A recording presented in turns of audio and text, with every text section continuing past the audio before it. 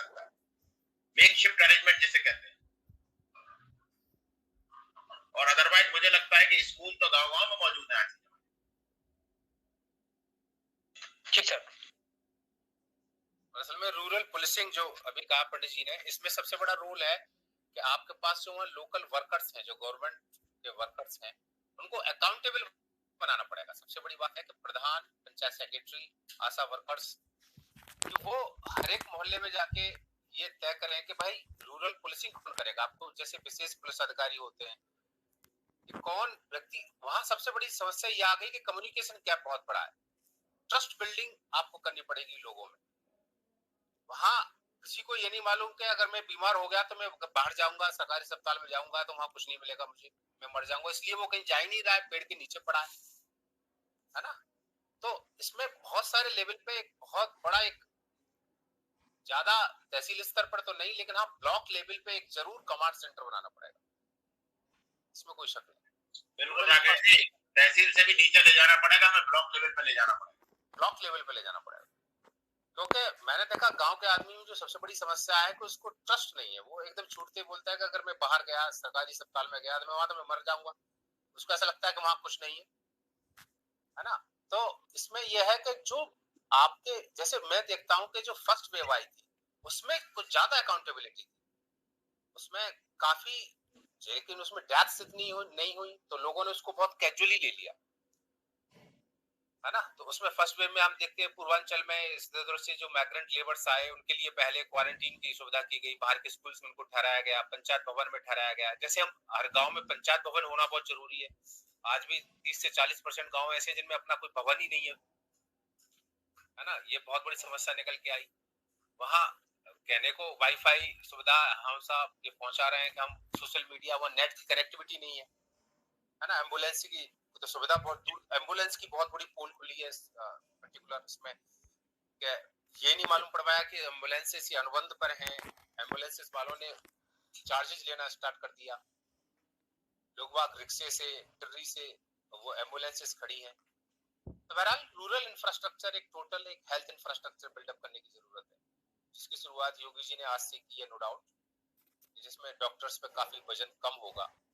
एक डॉक्टर बेचारा ट्रीटमेंट भी कर रहा है, वो मैनेज भी कर रहा है और वो सब कुछ वही देख रहा है। तो एक हॉस्पिटल एडमिनिस्ट्रेशन में अगर कुछ इनको कुछ कायदे के एमपीएज अगर मिलते हैं तो उससे डॉक्टर्स को काफी हेल्प मिलेगी। सर मैं पूनम त्रिपाठी, मैं अपना टॉपिक डिस्कस करना चाहूंगी। मेरा टॉपिक है सर, खुदरा क्षेत्र में व्यापार को किस प्रकार से महामारी के दुष्प्रभाव से निकालकर पटरी पर लाया जा सकता है। सर मेरे साथ हैं कुबेर तिवारी जी। मैं खुदरा क्षेत्र का थोड़ा सा परिचय देते हुए अभी कोरोना टाइम में उस पर क्या प्रभाव पड़ा है इसको डिस्कस करूंगी और फिर उसको कंटिन्यू करेंगे कुबेर जी। सर खुदरा क्षेत्र जैसे कि पता है कि एक निर्धारित स्थान से, जैसे कि डिपार्टमेंटल स्टोर हो गया, कोई शॉप हो गई, आसपास की किराना स्टोर हो गया, यहाँ से हम सामान को ऐसे व्यक्ति को देते हैं जो डायरेक्ट उसका उपभोग करता है। तो ये खुदरा क्षेत्र इसको हम मानते हैं इस तरह से। और यहाँ से सीधे डायरेक्ट उपभोग करता है, अपने खपत में लेता है और उसको उसके बाद फिर मतलब बेचने की वो बेचने का आखिरी स्टेज होता है। जैसे कोई सामान प्रोडक्शन कहीं होता है तो वहां से कई जगहों से जाते हुए आखिरी व्यक्ति तक जो पहुंचता है, तो ये खुदरा क्षेत्र का हमारे खुदरा क्षेत्र का वस्तु कहा जाता है। तो सर जैसे कि लॉकडाउन में अभी जो लोगों का आवागमन अचानक से रुक गया फर्स्ट लॉकडाउन में, सेकंड लॉकडाउन में भी काफी हद तक ऐसे ही हुआ। तो जो खुदरा क्षेत्र के कुछ सामान होते हैं, जैसे कि हमारे गांव में उनका प्रोडक्शन होता है, हरी सब्जियां हो गई और दूध हो गया, जो डेली यूज में इस्तेमाल होने वाली चीजें होती हैं और वो जल्दी ही खराब भी हो जाती हैं। जैसे हरी सब्जियां हो गई, दूध हो गया, डेयरी प्रोडक्ट हो गए और हमारे बहुत से और ऐसे जो उपयोग की वस्तुएं हैं, इन सब का सबसे ज्यादा असर ये पड़ा कि क्योंकि हमारा यातायात अचानक से रुक गया, जिससे हमारे माल की सप्लाई होनी बंद हो गई। इवन एक गांव से दूसरे गांव में भी लोगों का आना जाना बाधित हो गया था, जिलों में बाधित हो गया, स्टेट में, एक स्टेट से दूसरे स्टेट में भी। इसलिए सामान की आपूर्ति का बहुत ज्यादा इसमें दुष्प्रभाव पड़ा। दूसरा प्रभाव ये पड़ा सर कि इसमें किसी भी प्रकार के सहयोग की कुछ भी सहयोग नहीं मिल पाया, जैसे उच्चतम वित्तीय संकट जैसे ही हो गया, जिसमें केंद्र एवं राज्य का कोई तात्कालिक सहयोग नहीं मिल पाया। कर्मचारी और ग्राहकों की संख्या भी कम हो गई, जैसे कि अभी आपने बताया कि कोरोना टाइम में बहुत ज्यादा माइग्रेशन हुआ, लोग अपने अपने गांव में बल्क में गए, यहाँ से वहां, तो लोग अपनी जान बचाने के लिए भागने लगे। तो सर अचानक ही जब इस तरह से चीजें आ गई, तो अगर शहरों में जैसे अगर देखा जाए तो यहाँ पे कर्मचारियों की कमी हो गई, इस तरह के आदमियों की, जैसे अभी हम यहाँ पे रहते हैं, यहाँ पे हमें सब्जियां बेचने वाले, फल बेचने वाले ऐसे लोग गलियों में आते हैं, लेकिन जब ये कोरोना टाइम हुआ सर तो सब लोग भाग गए, जिसकी आपूर्ति भी कम हो गई, हमें सामान खरीदने में बहुत दिक्कत हुई थी। और सरकार ने जो इसमें कुछ भी सहयोग नहीं दिया, जैसे जो ईएमआई वगैरह का था, बिना ब्याज के जो छोटे छोटे उद्योग, कुछ ऐसे अपना बेसिक जो उनके खुदरा उद्योग, खुदरा व्यापार में अपना क्षेत्र कैरियर बनाते हैं, कैरियर क्या मतलब सर, अपना जीवन यापन करते हैं खुदरा व्यापार से, तो उन लोगों छोटे छोटे उनके लोन थे, ये सब थे, तो उसमें सरकार ने उनके ब्याज को माफ नहीं किया, उन्हें कोई सहयोग नहीं दिया। ये सबसे ज्यादा बुरा प्रभाव, नकारात्मक प्रभाव हमारे इसमें पड़ा है खुदरा क्षेत्र के व्यापारियों में। मजदूरों के लिए कोई प्रतिपूर्ति नहीं दी गई है। जीएसटी का जिन्होंने, जो हमारे भारत सरकार ने एक नॉर्म्स बनाया हुआ है, उसमें इन्होंने कोई ढील नहीं दी, कर पे कोई रियायतें नहीं दी है, ऋण लेने के लिए कोई सुगम इन्होंने प्लेटफॉर्म नहीं तैयार किया है, इजी प्लेटफॉर्म नहीं तैयार किया है जिससे हमको इजीली ऋण मिल जाए। और इन्होंने ऋण जो कुछ लोगों ने लिया था उसमें माफ करने का इन्होंने कुछ बनाया सरकार ने, लेकिन उस तरह से लोगों को नहीं मिल पाया जैसे जितनी छोटे व्यापारियों को, खुदरा क्षेत्र के व्यापारियों को जरूरत थी। सर मैं थोड़ा सा खुदरा क्षेत्र के बारे में ऐतिहासिक पृष्ठभूमि पर आपको बताना चाहूंगी कि जो खुदरा क्षेत्र है ये पहले गांव में मेलों के रूप में रहा करता था। इसका आयोजन मनोरंजन के रूप में होता था। बाद में समय के साथ लोगों के उपभोग में वृद्धि होती गई, वस्तुओं का उत्पादन बाजार के लिए किया जाने लगा। इसी रूप में ही खुदरा क्षेत्र का धीरे धीरे अस्तित्व आया और आसपास हमारे पारंपरिक दुकानें, किराना स्टोर और अन्य सुविधाएं हमें उपलब्ध होती चली गई। 1950 में सरकार द्वारा इसमें हस्तक्षेप किया गया, जिसका उद्देश्य था वस्तुओं का वितरण उचित मूल्य पर सुनिश्चित करना। तो उसी के आधार पर ही सरकार ने सार्वजनिक वितरण प्रणाली का कॉन्सेप्ट लिया है, और ताकि जो है वस्तुओं के पहुंच में सबको, वस्तुओं की पहुंच सब तक सुनिश्चित करी जा सके। सरकार द्वारा खादी भंडारों और सहकारी दुकानों को सहयोग दिया गया। पूनम आप अपना वीडियो ऑन करिए। एक मिनट सर।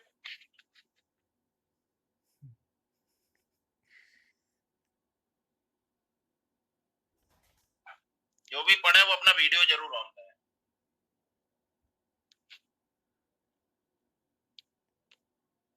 Yes sir. जी। सरकार ने जो सहयोग दिया 1950 में, फिर उन्होंने जो है सार्वजनिक वितरण प्रणाली का कॉन्सेप्ट भी भारत सरकार द्वारा लाया गया। इन्होंने खादी भंडारों और सरकारी दुकानों को सहयोग दिया, जिसके माध्यम से छोटे उपभोक्ताओं को भी उन्होंने, छोटे उत्पादकों को सहयोग दिया, वितरण संबंधी समस्या जिससे कम हुई और उचित दाम पर लोगों तक सामानों की पहुंच सुनिश्चित करी जा सके। सर ये कॉन्सेप्ट चलता रहा, लेकिन 1990 में जब ग्लोबलाइजेशन और उदारीकरण नीति आई 1990 में, उस टाइम मल्टीनेशनल कंपनीज आई और वो लोग भारतीय बाजारों में रिटेल क्षेत्र में अपना जो योगदान है, रिटेल क्षेत्रों का योगदान बढ़ा। उन लोगों ने मल्टी स्टोरेज खोले और रिटेल मार्केटिंग में डिपार्टमेंटल स्टोर खोले गए, ई कॉमर्स को बढ़ावा दिया गया, जिसकी वजह से जब मल्टीनेशनल कंपनीज इंडिया में आई तो बहुत सारे लोगों को रोजगार मिला। फिर सब लोगों के पास कुछ पैसे आए, जिससे उन लोगों को उपभोग की वस्तुएं खरीदने में ज्यादा वो अपने आप को ईज फील करने लगे। पैसे ज्यादा आने पर उन लोगों की जरूरतें भी थोड़ी थोड़ी बढ़ती चली गई, जिसकी वजह से उपभोग में वृद्धि हुई। रिटेल मार्केट में एक जैसे अनिल अंबानी जैसे लोग भी रिलायंस स्टोर और रिलायंस स्टोर हुआ, मुनाफा मार्ट, वी मार्ट टाइप की चीजें आई, जहाँ पे एक ही जगह पे सारी वस्तुओं को लेकर के बेचा जाने का कॉन्सेप्ट आया। तो इस कोरोना काल में अभी यातायात पूरी तरह से बंद हो गया, जिसकी वजह से सभी प्रभावित हुए हैं। तो सर इसके आगे अब इसके जो प्रभाव है इसको पटरी पर कैसे लाया जाए, इसके बारे में हमारे सहयोगी कुंज जी इस पे आगे चर्चा करेंगे।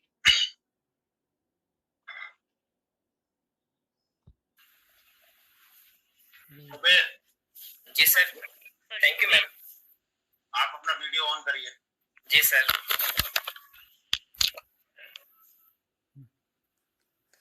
सर इलेक्ट्रिसिटी की प्रॉब्लम थी, इस वजह से मेरा मोबाइल चार्ज नहीं है, लेकिन लैपटॉप फिर भी चार्ज है। अभी आप मुझे देख पा रहे हैं? आप नहीं, हम नहीं देख पा रहे, हमें केवल सफेद स्क्रीन दिख रही है। सॉरी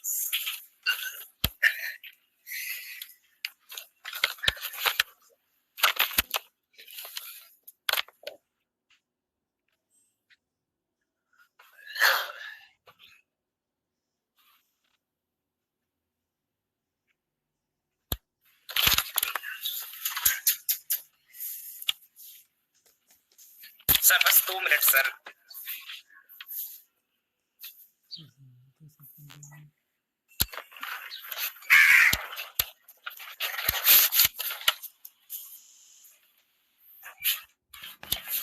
क्षेत्र में जो परेशानी हुई है उसके समाधान के बारे में बताऊंगा। दरअसल सर खुदरा क्षेत्र उन क्षेत्रों में से एक है जिसे कोविड-19 के जो कारण जो लॉकडाउन लगा था उसने सबसे अधिक प्रभावित किया। आमतौर पर इसकी समस्याएं तो जैसे कि आप मैम ने बताया था इनकी समस्याओं के बारे में, मैं इसके समाधानों पर चर्चा करता हूँ। दरअसल खुदरा क्षेत्र भारत के अर्थव्यवस्था में लगभग 10% का योगदान करता है, लेकिन उसके बावजूद इसे बहुत अधिक नुकसान कोविड-19 के लॉकडाउन के कारण झेलना पड़ा है। इसे पटरी पर लाने के लिए बहुत सारे उपाय किए जा सकते हैं, जिनमें पहला उपाय है कि जो इसके रिटेलर हैं उसको एमएसएमई के अंतर्गत लाया जाए, जिससे कि जो एमएसएमई के जो लोग हैं, जो क्षेत्र के लोग हैं, उनको जो सुविधाएं मिलती हैं वो इस क्षेत्र के लोगों को भी मिल सके।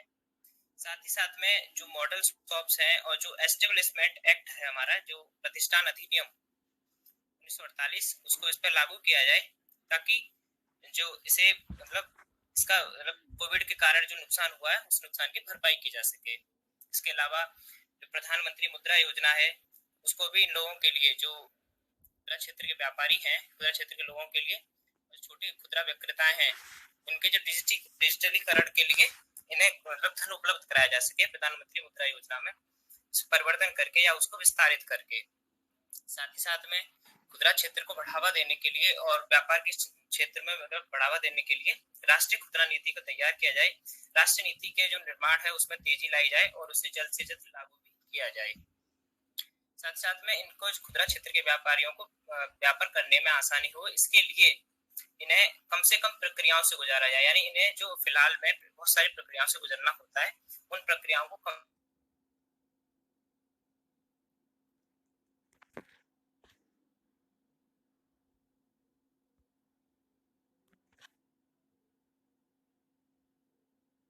लग रहा है इनका कनेक्शन कट गया पर जी।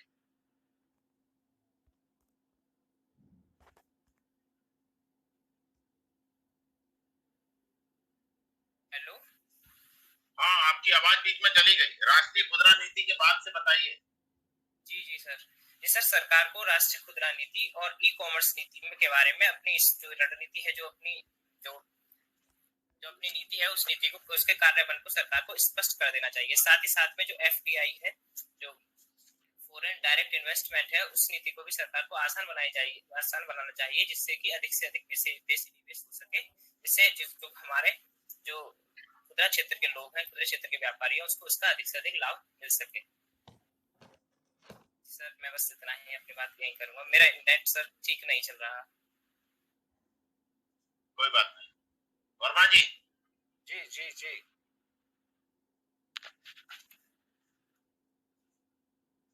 प्रेजेंटेशन के लेवल पे आप बताएं।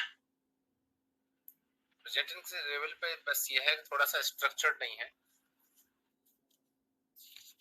इन्होंने जो उपाय बताए हैं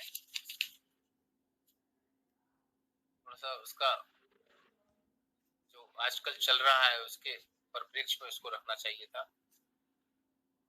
पिछले 2 सालों में जो रिटेल सेक्टर है उसके आप उसको इंस्टेंट बेनिफिट क्या दे सकते हैं, कैसे हम उसको इंस्टेंट रिलीफ दे सकते हैं।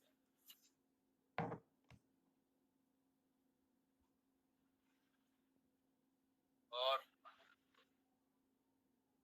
ये है कि पूनम जी ने काफी इसमें इन्होंने काफी इसको विस्तार से बताया, लेकिन जो कुछ कमियां गिनाई उसमें यह है कि गवर्नमेंट ने काफी कुछ किया है। गवर्नमेंट ने जो ब्याज में छूट दी थी, शायद आपको याद हो, EMI में इन्होंने मोरेटोरियम में उसमें सुप्रीम कोर्ट तक मसला चला गया था और सुप्रीम कोर्ट ने उसको काफी रिलीफ दिया कि भाई आप उस पे इंटरेस्ट नहीं लेंगे। तो वो एक मुझे लग रहा है कि आपका एक एरर था। उसमें गवर्नमेंट ने बहुत ज्यादा रिलैक्सेशंस कुछ दिए थे, जो लॉन वेवर्स थे, जो लॉन वेविंग का जो प्रोसेस होता है वो तक डिले कर दिया गया था पिछली बार, जो भी तक चल रहा है। हाँ, अब पर्टिकुलर रिटेल सेक्टर में मैं ये कहूंगा कि रिटेल सेक्टर में कुछ कितना क्या कहाँ किस लेवल पे किया गया ये मुझे बहुत ज्यादा स्पेसिफिक नहीं पता। तो एक बार इस पे जरा पंडित जी प्रकाश डालेंगे। देखिए, रिटेल सेक्टर में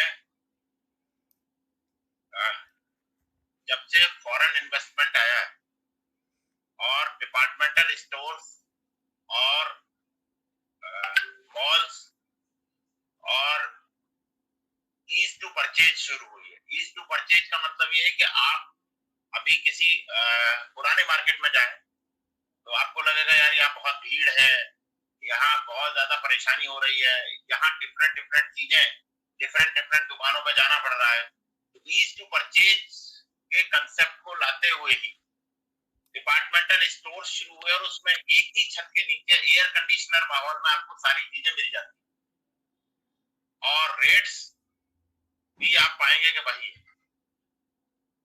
इसी कारण से बहुत सारे डिपार्टमेंटल स्टोर जितने भी खुले उनमें भीड़ रहने लगी और मल्टीपल कॉम्प्लेक्स का कंसेप्ट आया कि भाई आप बिल भी दे सकते हैं, परचेजिंग भी कर सकते हैं, पिज्जा भी खा सकते हैं, एंटरटेनमेंट भी कर सकते हैं, मतलब परचेजिंग अलोंग विद एंटरटेनमेंट। तो अब सवाल हमारा ये है कि उस पर क्या प्रभाव पड़ा। प्रभाव ये पड़ा कि वो जो कंपनीज थी जो आपको परचेजिंग करा रही थी वो तो केवल कंजम्पशन पैटर्न को बढ़ा रहे हैं, आपकी नित नई डिमांड को क्रिएट कर रही हैं। आप देख करके आपको लगता है भाई ये भी मेरे पास होना चाहिए, ये भी मेरे पास होना चाहिए। सपोज कि आप छोटा सा एग्जांपल लीजिए कि जो नेचुरल चीज नहीं है, मान लीजिए गोभी है, गोभी तो नेचुरल है, उसकी बहुत ज्यादा वैरायटी नहीं आती, लेकिन उसे प्रेजेंटेबल बनाया जा सकता है जैसे उन्होंने कर रखा है। जो मैं विषय से थोड़ा हट रहा हूँ। सिमिलरली उन्होंने वहां आपने देखा होगा कि जो सौंदर्य प्रसाधन से लेकर के जितने भी आइटम्स हैं, पंखे के, कूलर के और सबकी वैरायटीज वहां रहती है, जिससे आपको चॉइस की प्रॉब्लम नहीं होती। अपनी एकोमोडेशन और अपनी कंफर्टेबिलिटी के हिसाब से, अपनी आवश्यकता के हिसाब से आप कम से कम पैसों में बेस्ट चाहते हैं तो वो आपको मिल जाता है, इसीलिए उनके सफल होने का कारण है। लेकिन रिटेल सेक्टर में वो जो बंद हुए तो उससे देखिए वो तो हर जगह बंदी हुई। सवाल ये है कि उस बंदी होने से जो लोग वहां काम कर रहे थे केवल उस रिटेल सेक्टर में नहीं कर रहे थे, काम वहां भी कर रहे थे जहां उसका मैन्युफैक्चरिंग हो रहा है, जहां उसका डिस्ट्रीब्यूशन हो रहा है, सप्लाई चेन हो रही है, वहां भी वो लोग काम कर रहे थे। तो उसमें एक एम्प्लॉयमेंट जनरेशन जो था वो बिल्कुल समाप्त हो गया। आप उनके बारे में सोचिए जरा कि जो लोग रिटेल में जाकर के गेट कीपर का काम कर रहे थे या अंदर आपको सामान चूज करने में मदद कर रहे थे, उनकी नौकरियों पर खतरा है। सिमिलरली जो ट्रेडिशनल मार्केट है उसमें जो व्यापारी अपने स्टॉक को रखे हुए थे, सपोज लॉकडाउन लग जाता है और एक हलवाई, देखिए मैं जो आंसर दूंगा आपको वो कोई कोई उसमें मैं कोई रॉकेट साइंस नहीं है। एक हलवाई जिसने मिठाइयां बना रखी हैं, मिठाइयां सारी खराब हो जाएंगी, लॉस होगा लॉकडाउन लगते ही, और वो डेली यूज की चीजें हैं। तो कहने का तात्पर्य है कि चूंकि वो प्रोडक्शन नहीं कर पा रहा है तो उसकी आय भी नहीं होगी। साथ ही साथ आप देखेंगे कि रिटेल सेक्टर में लेबर बहुत एम्प्लॉयड है। आप अभी मार्केट में जाइएगा, दुकानदार होगा एक और उसके नौकर होंगे 4, depending upon the quantum of the business. Business का क्वांटम कितना है, एक नौकर से भी काम चल सकता है, 10 भी हो सकता है, 20 भी हो सकता है। आप केमिस्ट की दुकान पे जरा गौर करिएगा, देखिए कितने लोग काम कर रहे हैं। तो मुझे लगता है मेडिकल फील्ड को छोड़ करके या वो फील्ड जो कि एसेंशियल फील्ड था फूड आइटम्स का या किसी चीज का, बाकी जो रिटेल सेक्टर है उसमें चूंकि डिमांड कम हो गई तो प्रोडक्शन तो कम हुआ ही हुआ, सप्लाई भी कम हुई, लेकिन उसके साथ साथ एम्प्लॉयमेंट जनरेशन पर भी बहुत प्रभाव पड़ा। तो हमें उसे पटरी पर लाने की वजह, और जैसा कि कुबेर ने बताया कि हमें राष्ट्रीय खुदरा नीति तो बनानी ही पड़ेगी। इसके साथ साथ अब जैसे आपने देखा कि बहुत सारे टीचर्स एसोसिएशन ने कहा कि भाई हमें मुआवजा दो, बहुत सारी और एसोसिएशन ने भी कहा कि हमें मुआवजा चाहिए, हर है। लेकिन आप देखेंगे कि इस दौरान बहुत सारे खुदरा व्यापारी भी तो काल कलवित हो गए, उनके परिवार में भी कोई नहीं बचा क्योंकि अब शॉप को संभाल सके। तो उनकी कोई इंश्योरेंस पॉलिसी भी होनी चाहिए। इसके अलावा जो एमएसएमई की बात आई, मुझे लग रहा है कि खुदरा क्षेत्र में बहुत सारे व्यापारी आज भी ऐसे हैं जो असंगठित क्षेत्र के मजदूरों जैसी उनकी स्थिति,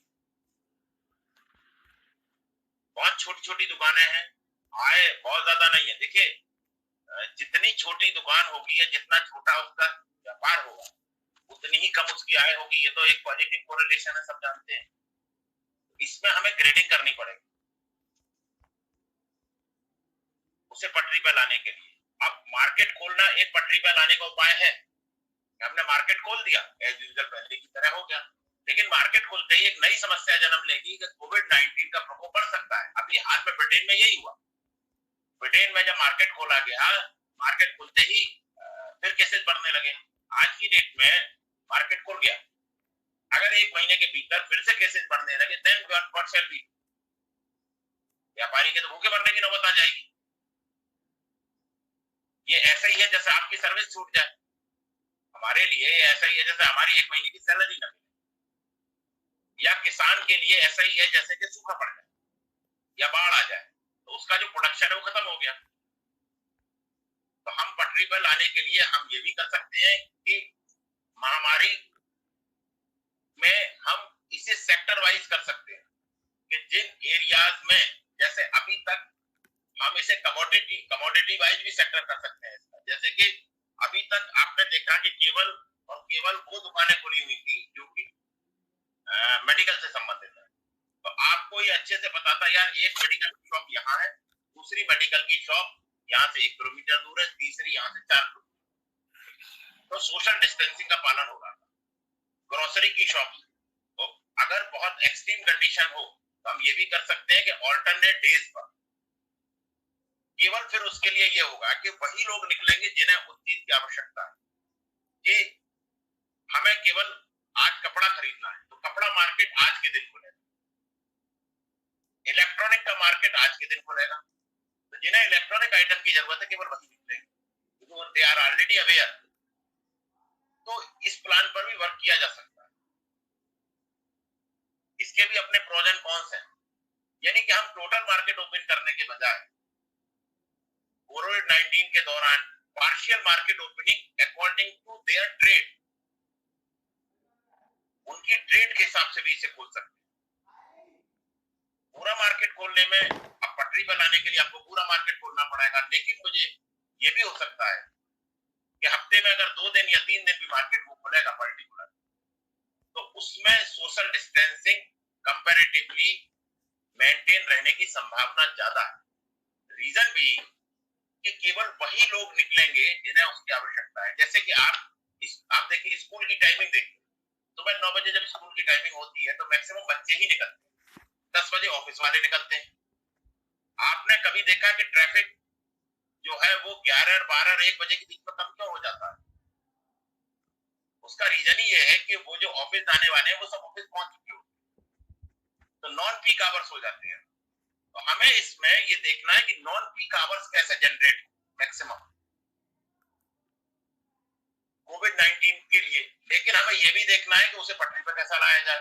तो हमें मार्केट तो खोलना पड़ेगा, बिना मार्केट खोले हम उसे पटरी पर नहीं ला सकते किसी भी सूरत, क्योंकि जब तक मार्केट नहीं खोलेगा, देखिए ये तो इसकी ट्रंक लाइन है, मार्केट नहीं खोलेगा तो डिमांड नहीं जनरेट, और डिमांड एग्जिस्ट करती है। डिमांड ऐसा नहीं हुआ कि डिमांड कम हुई, डिमांड तो जैसे ही एम्प्लॉयमेंट जनरेशन शुरू होगा डिमांड शुरू हो जाएगी। एक लड़का जो रिटेल सेक्टर में काम कर रहा है, उसकी अपनी फैमिली है, तो उसके लिए जितनी चीजों की जरूरत है उसकी पूर्ति तो कहीं ना कहीं से होगी, क्योंकि हम एक परचेजिंग हैबिट पिछले 20-30 साल में डेवलप कर रहे हैं, और उसकी एक्सेसिबिलिटी अब देहाती एरिया में भी। एक जमाना था जो देहाती एरिया में लोग टूथपेस्ट यूज नहीं करते, आज की डेट में देहाती एरिया में भी वह सारी चीजें मौजूद है, क्योंकि एडवर्टीजमेंट इंडस्ट्री ने उसका पेनिट्रेशन हर फैमिली तक कर दिया। तो मेरा उद्देश्य यह है कि मैं आपको इसे इन होल समझा सकूं। आपने जितना चीजें बताई, बस जैसे राकेश जी ने बताया कि उसमें थोड़ा सा तारतम्यता का अभाव था, और मुझे लगता है इमेजिनेशन, आप इसे इमेजिन करिए साधारण जीवन से। इसमें अगर आप एग्जांपल रखेंगे तो ये बेस्ट एग्जांपल। भाषाई क्लिष्टता में मत जाइए। यूपीएससी में क्या होता है कि लोगों को लगता है कि जिस तरह से प्रश्न की भाषाई क्लिष्टता है उस तरह से उत्तर की भाषाई क्लिष्टता हो। नो, प्रश्न की भाषाई क्लिष्टता इसीलिए रखी जाती है कि गागर में सागर समा सके। एक प्रश्न में अनेक प्रश्न बोलते हैं, लेकिन आप आंसर साधारण शब्दों, अल्टीमेटली आपको भाषाई क्लिष्टता से तो किसी समस्या का समाधान होता नहीं। भाषा विलास न करने की आवश्यकता नहीं, भोग विलास की तरह भाषा विलास भी होता है। हमें कोई हिंदी का या अंग्रेजी का कोई बहुत बड़ा ऑथर नहीं बनना, हमें लोगों की समस्या को सुनना, आसान से आसान शब्दों और आसान से आसान तरीकों से।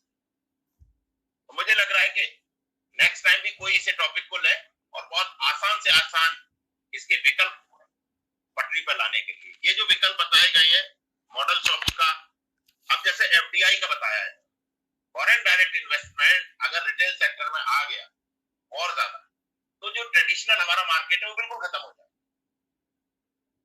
तो अब जैसे हमने अगर वहां लिख दिया आंसर में कि एफडीआई के बारे में भी पता होना चाहिए कि उसके आने से मार्केट में क्या प्रभाव। प्रधानमंत्री मुद्रा योजना जोड़ने का प्रपोजल अच्छा था, कोई भी योजना बनाई जा सकती है, मुद्रा नीति बनेगी तो कोई ना कोई योजना भी बनेगी। और पूनम आपने बहुत अच्छे से डिफाइन किया कि एंड यूजर है मुद्रा मार्केट की, जो डेफिनेशन ही यही है कि वो एंड यूजर है। एक इसमें एस्पेक्ट छूट गया, वो था ई कॉमर्स का। ई कॉमर्स में रोजगार में बढ़ोतरी हुई है थोड़ी, क्योंकि ई कॉमर्स में, लेकिन ई कॉमर्स अपने आप में मार्केट की जो चीजें हैं उन्हें कट शॉर्ट करता है। ई कॉमर्स प्रोडक्शन कंपनी और मर्केंटाइल कंपनी और एंड यूजर को सीधे कनेक्ट कर देता है, इसीलिए उसमें बल्क परचेज करती है मर्केंटाइल कंपनी, और मर्केंटाइल कंपनी एक ई कॉमर्स कंपनी से कॉन्ट्रैक्ट करती है बल्क परचेजिंग के कारण उसकी दाम कम रहते हैं। तो उसमें ऑलरेडी जो एम्प्लॉयमेंट कंपैरेटिवली जो रिटेल मार्केट है उससे कम होता है, एम्प्लॉयमेंट जनरेशन नहीं करता, लेकिन ईज ऑफ परचेजिंग बहुत ज्यादा है। आप घर बैठे ऑर्डर कर दीजिए, जो काम इलेक्ट्रॉनिक गजट कर रहा है वो पहले एक आदमी करता था,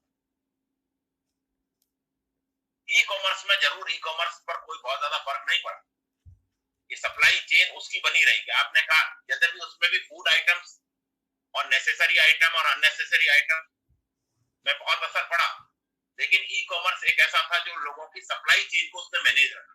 अगर हम उसके पॉजिटिव कंट्रीब्यूशन की बात करें तो उसने पॉजिटिवली कंट्रीब्यूट किया, लेकिन सवाल ये है कि उसे पटरी पर, वो तो पटरी पर ऑलरेडी है,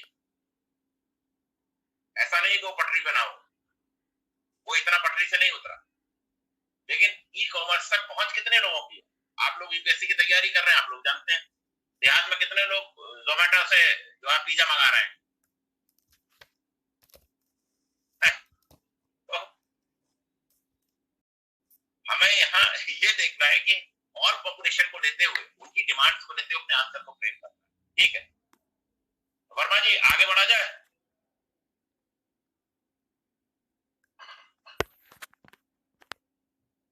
next group. Hello hello sir, मेरा टॉपिक है असंगठित क्षेत्र में बेरोजगारी को दूर करने के उपाय। वैभव आप अपना वीडियो ऑन करिए। हेलो, अपना वीडियो ऑन करिए वैभव। हेलो, हाँ बोलिए सर। हाँ, गुड मॉर्निंग सर। सर, मेरा टॉपिक है असंगठित क्षेत्र में बेरोजगारी को दूर करने के उपाय। सर, सबसे पहले मैं ये बताना चाहता हूँ कि संगठित क्षेत्र और संगठित क्षेत्र होता क्या है। सर, संगठित क्षेत्र वह क्षेत्र है जिसमें सरकार के साथ पंजीकृत किया जाता है, उसे एक संगठित क्षेत्र कहा जाता है, जिसमें लोगों को सुनिश्चित काम दिया जाता है और उनमें रोजगार की शर्त निश्चित और नियमित रखी जाती है। अब सर, असंगठित क्षेत्र, असंगठित क्षेत्र वह सेक्टर है जो कि सरकार के साथ पंजीकृत नहीं किया जाता है और उसमें रोजगार की शर्तें भी तय नहीं की जाती हैं, उसे नियमित रूप से असंगठित क्षेत्र मान लिया जाता है। यह एक ऐसा सेक्टर होता है जिसमें किसी भी सरकारी नियम कानून का पालन नहीं किया जाता। इस क्षेत्र में प्रमुख रूप से उन छोटे आकार के उद्यम कार्यशालाएं शामिल की जाती हैं, यहाँ कम कौशल और अनुत्पादन रोजगार पाया जाता है। सर, असंगठित क्षेत्र में लोगों की भारत में भूमिका क्या है ये बताना चाहता हूँ। देश की अर्थव्यवस्था में 50% से अधिक का योगदान करने वाले संगठित क्षेत्रों में के लोग कुल कार्यबल में हिस्सा 80% है। भारत का असंगठित क्षेत्र मूलतः ग्रामीण आबादी से बना है और इसमें अधिकांश वे लोग होते हैं जो कि गांव में परंपरागत कार्य करते हैं। गांव में परंपरागत कार्य करने वाले के अलावा भूमिहीन किसान और छोटे किसान भी इसी श्रेणी में आते हैं। शहरों में ये लोग अधिकतर खुदरा कारोबार, थोक कारोबार, विनिर्माण उद्योग, परिवहन, भंडारण और निर्माण उद्योग में काम करते हैं।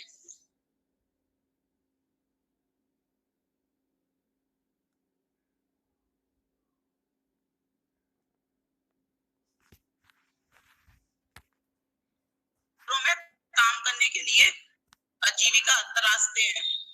भारत में लगभग 50 करोड़ का कार्यबल है, जिसमें 90% हिस्सा असंगठित क्षेत्रों में काम करता है।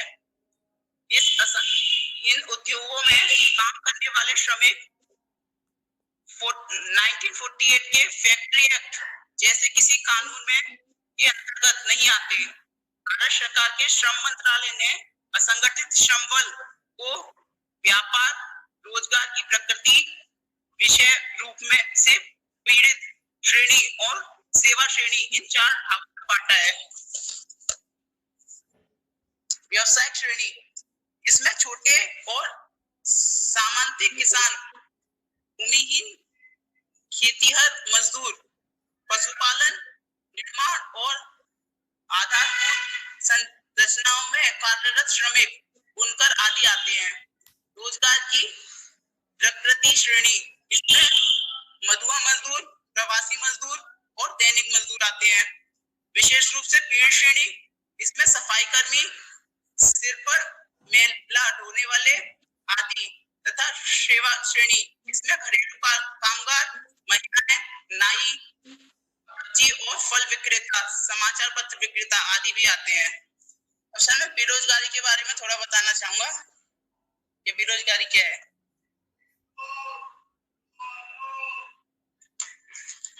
सर बेरोजगारी शब्द से तात्पर्य व्यक्ति के उस स्थिति से है जिसमें व्यक्ति के काम करने की इच्छा और सामर्थ्य रखते हुए भी उचित वेतन दर पर कार्य नहीं मिल पाता है। दूसरे शब्दों में काम करने वाले व्यक्ति को इच्छा और योग्यता के बावजूद प्रचलित मजदूरी पर काम मिलने की स्थिति बेरोजगारी कहलाती है। इस श्रेणी में कार्यशील जनसंख्या 15 से 59 आयु वर्ग में शामिल किया जाता है। भारत में बेरोजगारी के आंकड़े राष्ट्रीय नमूना सर्वेक्षण कार्यालय NSSO जारी करता है। भारत में संगठित क्षेत्र द्वारा अधिकतम रोजगार मुहैया कराया जाता है। औद्योगिक क्षेत्र के कारण दक्षिण एशिया में गरीबों की में कमी लाने जैसी समस्याएं क्षीण होंगी। भारत बांग्लादेश नेपाल के 90% श्रमिक अनौपचारिक क्षेत्र में कमियों से प्रमाणित होंगे। असंगठित समूह न सिर्फ कृषि बल्कि गैर कृषि क्षेत्र जैसे निर्माण उद्योग और खुदरा व्यापार, आवास और खाद्य सेवा उद्योगों में भी फैले हुए हैं। भारत की जनसंख्या वृद्धि दर की अपेक्षा रोजगार वृद्धि दर भी कम है। यहाँ सीमित भूमि संसाधन है तथा बाल श्रम का एक बड़ा हिस्सा कृषि क्षेत्र में संलग्न है, जिससे यहाँ मौसमी बेरोजगारी उत्पन्न होती है। भारत की दोषपूर्ण शिक्षा व्यवस्था भी उद्यमिता एवं गुणवत्ता का विकास नहीं कर पाती। यहाँ एक और विदेशों के बच्चों को 12th के बाद ही अपना काम रोजगार मुहैया या करने योग्य बना दिया जाता है। वहीं हमारे देश में कई डिग्रियां होने के बाद भी एक लंबे समय अंतराल के को समाप्त कर देने के पश्चात भी नौकरी रोजगार की पूर्णता कोई गारंटी नहीं होती। अधिकांश शिक्षित बेरोजगार हो जाते हैं। सर मैं इतना ही बताऊंगा, इससे आगे और सदस्य बताएंगे। सर गुड मॉर्निंग सर, मेरा नाम आंचल है। जो अभी वैभव पाठक ने बताया असंगठित क्षेत्र में बेरोजगारी दूर करने के उपाय, तो मैं इसी में अपना आगे कंटिन्यू करना चाहती हूँ। इसी में कि जो बेरोजगारी की जो समस्या है वो हमारे देश में भी और अन्य देशों में भी ये बहुत बड़ी गंभीर समस्या बनी हुई है। ये जो असंगठित क्षेत्र में बेरोजगारी की जो समस्या है, तो अब इसमें जो समस्याएं हैं वो कैसे हम इन्हें ओवरकम करें, इसके लिए तो इसकी सबसे बड़ी समस्या है कि इसमें नौकरी की भविष्य में नौकरी की सुरक्षा का इसमें जो खतरा रहता है कि रोजगार का जो स्वरूप होता है इसमें वो अस्थायी प्रकृति का होता है। तो ये बेरोजगारी के आयाम को निर्धारित करता है। और इसमें जो चिकित्सा देखभाल, दुर्घटना मुआवजा, वेतन सहित अवकाश और पेंशन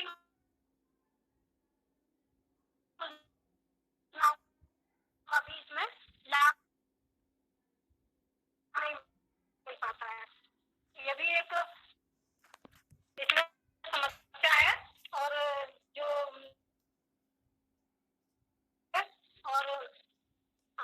कृषि कार्यों में जो खेतों का जो आकार हो गया है वो छोटा होता जा रहा है। जैसे पहले एक सदस्य पे जैसे 10 बीघा जमीन आ रही है, तो वो ओवुलेशन बढ़ने से उनके बच्चे होते हैं तो उनमें बच जाता है। तो इस वजह से ये भी एक समस्या बनी हुई है। तो इसमें हमें ओवरकम करने की जरूरत है। तो जो हमें करना है कि जैसे असंगठित क्षेत्र की सुरक्षा के लिए एक व्यापक कानून हमें बनाने की आवश्यकता है, जो असंगठित क्षेत्रों के मजदूरों के लिए न्यूनतम सुरक्षा और कल्याण के लिए जो प्रावधान है उन्हें सुनिश्चित करे। और जो छोटे किसान हैं, जो सीमांत किसान हैं, उनका ऋण का बेहतर प्रबंधन हो सके, सिंचाई परियोजनाओं का विकास करने की जरूरत है। और जो फसल जोखिम होती है, जैसे कि किसान है कोई, मतलब जो परंपरागत जो खेती चली आ रही है उससे वो हटता नहीं है, मतलब वो रिस्क नहीं लेना चाहता कि हमें दूसरी खेती करके कि हमें मतलब ये सारा डूब जाएगा या जो भी है, तो उसको कम फसल जोखिम की हमें सुरक्षा देनी चाहिए और जो टेक्नोलॉजी का डेवलपमेंट करना चाहिए जो भी आवश्यक है कृषि क्षेत्र में, तो उसका भी हमें विकास करना चाहिए। और गैर कृषि क्षेत्र में कौशल विकास द्वारा रोजगार को उन्नत कराना, लोगों को स्किल इंडिया से भी जोड़ना भी प्रभावी उपाय हमारे हो सकते हैं। इससे विभिन्न क्षेत्रों में उनकी कार्य क्षमता को बढ़ावा मिल सकता है और रूरल एरिया में खाद्य प्रसंस्करण उद्योग को बढ़ावा हमें देना चाहिए, कुटीर उद्योगों को बढ़ावा देना चाहिए, मत्स्य पालन में इसमें बढ़ावा देना चाहिए। और इसके अलावा कौशल मार्ट, कौशल पुस्तकालय, रोजगार मेलों को प्रभावी बनाने की हमें आवश्यकता है। जैसा कि हमें पता है कि असंगठित क्षेत्र में एक जो बड़ा तबका है जो इसी क्षेत्र में लगा हुआ है कार्यशील जनसंख्या का, तो उनके काम की दशा, उनकी न्यूनतम मजदूरी, जैसे बहुत सारे लोग होते हैं जो न्यूनतम मजदूरी से भी कम में काम करने के लिए मजबूर हो जाते हैं, तो वो न्यूनतम मजदूरी श्रम के हितों का संरक्षण करने के लिए हमें कानून में बड़ा बदलाव लाने की जरूरत है। तो ये जो कानून में बदलाव ये सिर्फ सैद्धांतिक ना होकर इनको व्यवहारिकता में रूप में अमल में लाए ताकि संगठित क्षेत्र के कामगारों को जरूरी लाभ उनको मिल सके। तो सर मेरा इतना ही है, आगे जो इसके और भी उपाय हैं वो पूनम जी कंटिन्यू करेंगे आगे। Thank you. नमस्कार सर, मैं इस टॉपिक को आगे बढ़ाते हुए कंटिन्यू कर रही हूँ। हेलो, हाँ पूनम, आप अपना वीडियो ऑन करिए। जी जी जी।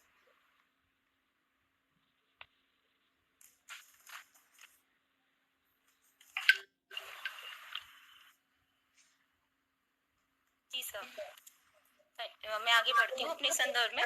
जैसे कि अभी वैभव ने और आंचल जी ने बताया कि असंगठित क्षेत्र में अनौपचारिक, मतलब असंगठित क्षेत्र क्या है, एक अनौपचारिक क्षेत्र है, यहाँ पे अनौपचारिक उद्योग आते हैं, इसलिए इससे संबंधित तथ्य एकत्रित करना एक जटिल समस्या है।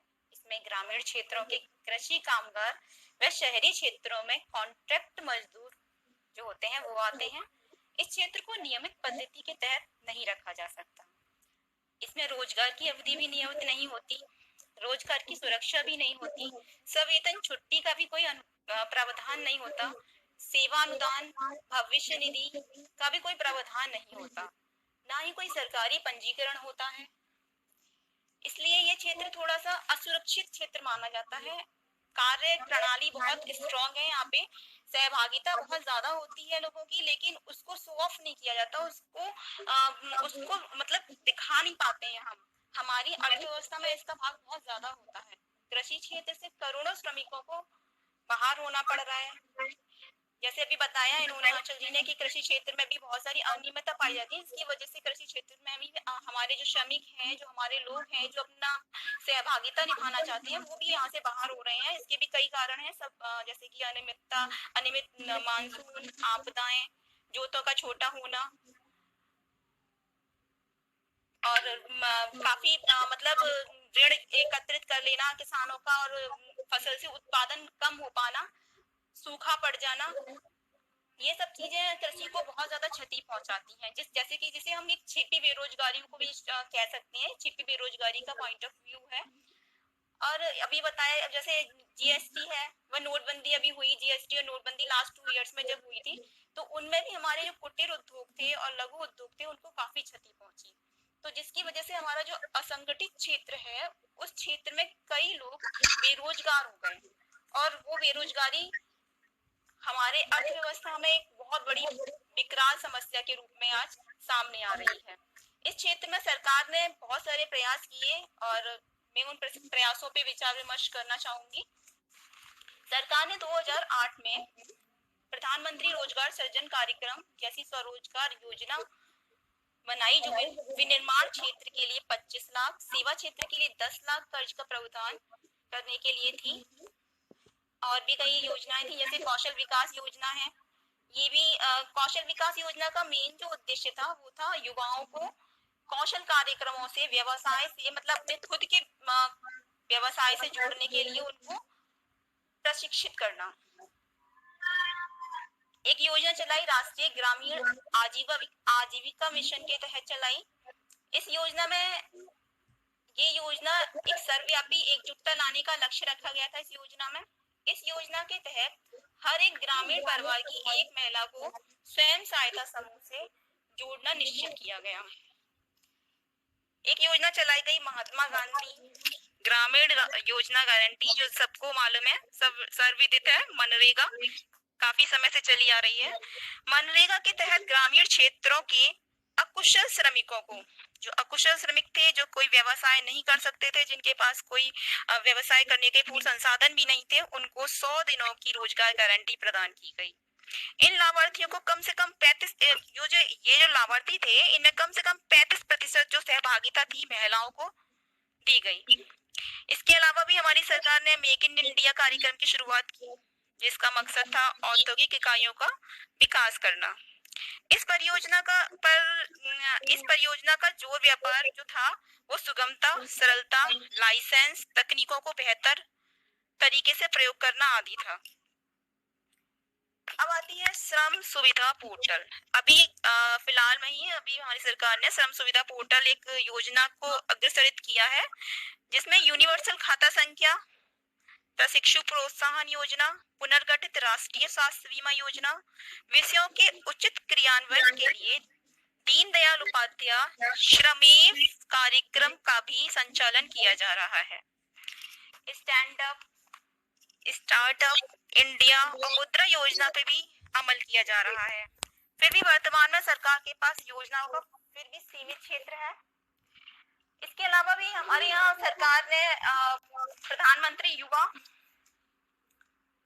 युवा योजनाओं को अग्रसर किया है। जैसे 2016 से 2021 तक की अवधि में 7 लाख युवाओं को प्रशिक्षित करके उन्हें प्रशिक्षित करके मतलब औद्योगिक क्षेत्र से जोड़ने की एक व्यावसायिक शिक्षा देने का लक्ष्य रखा गया था।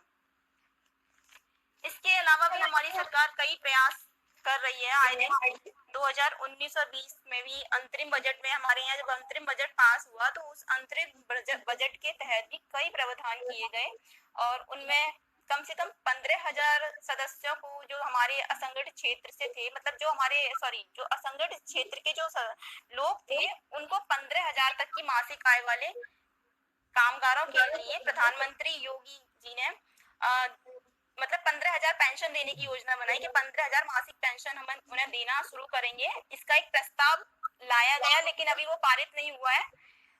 असंगठित क्षेत्र के श्रमिकों की स्थिति को अच्छा बनाने के लिए ये प्रस्ताव 2019-20 के अंतरिम बजट में लाया गया था, लेकिन इसको भी पास नहीं किया गया है।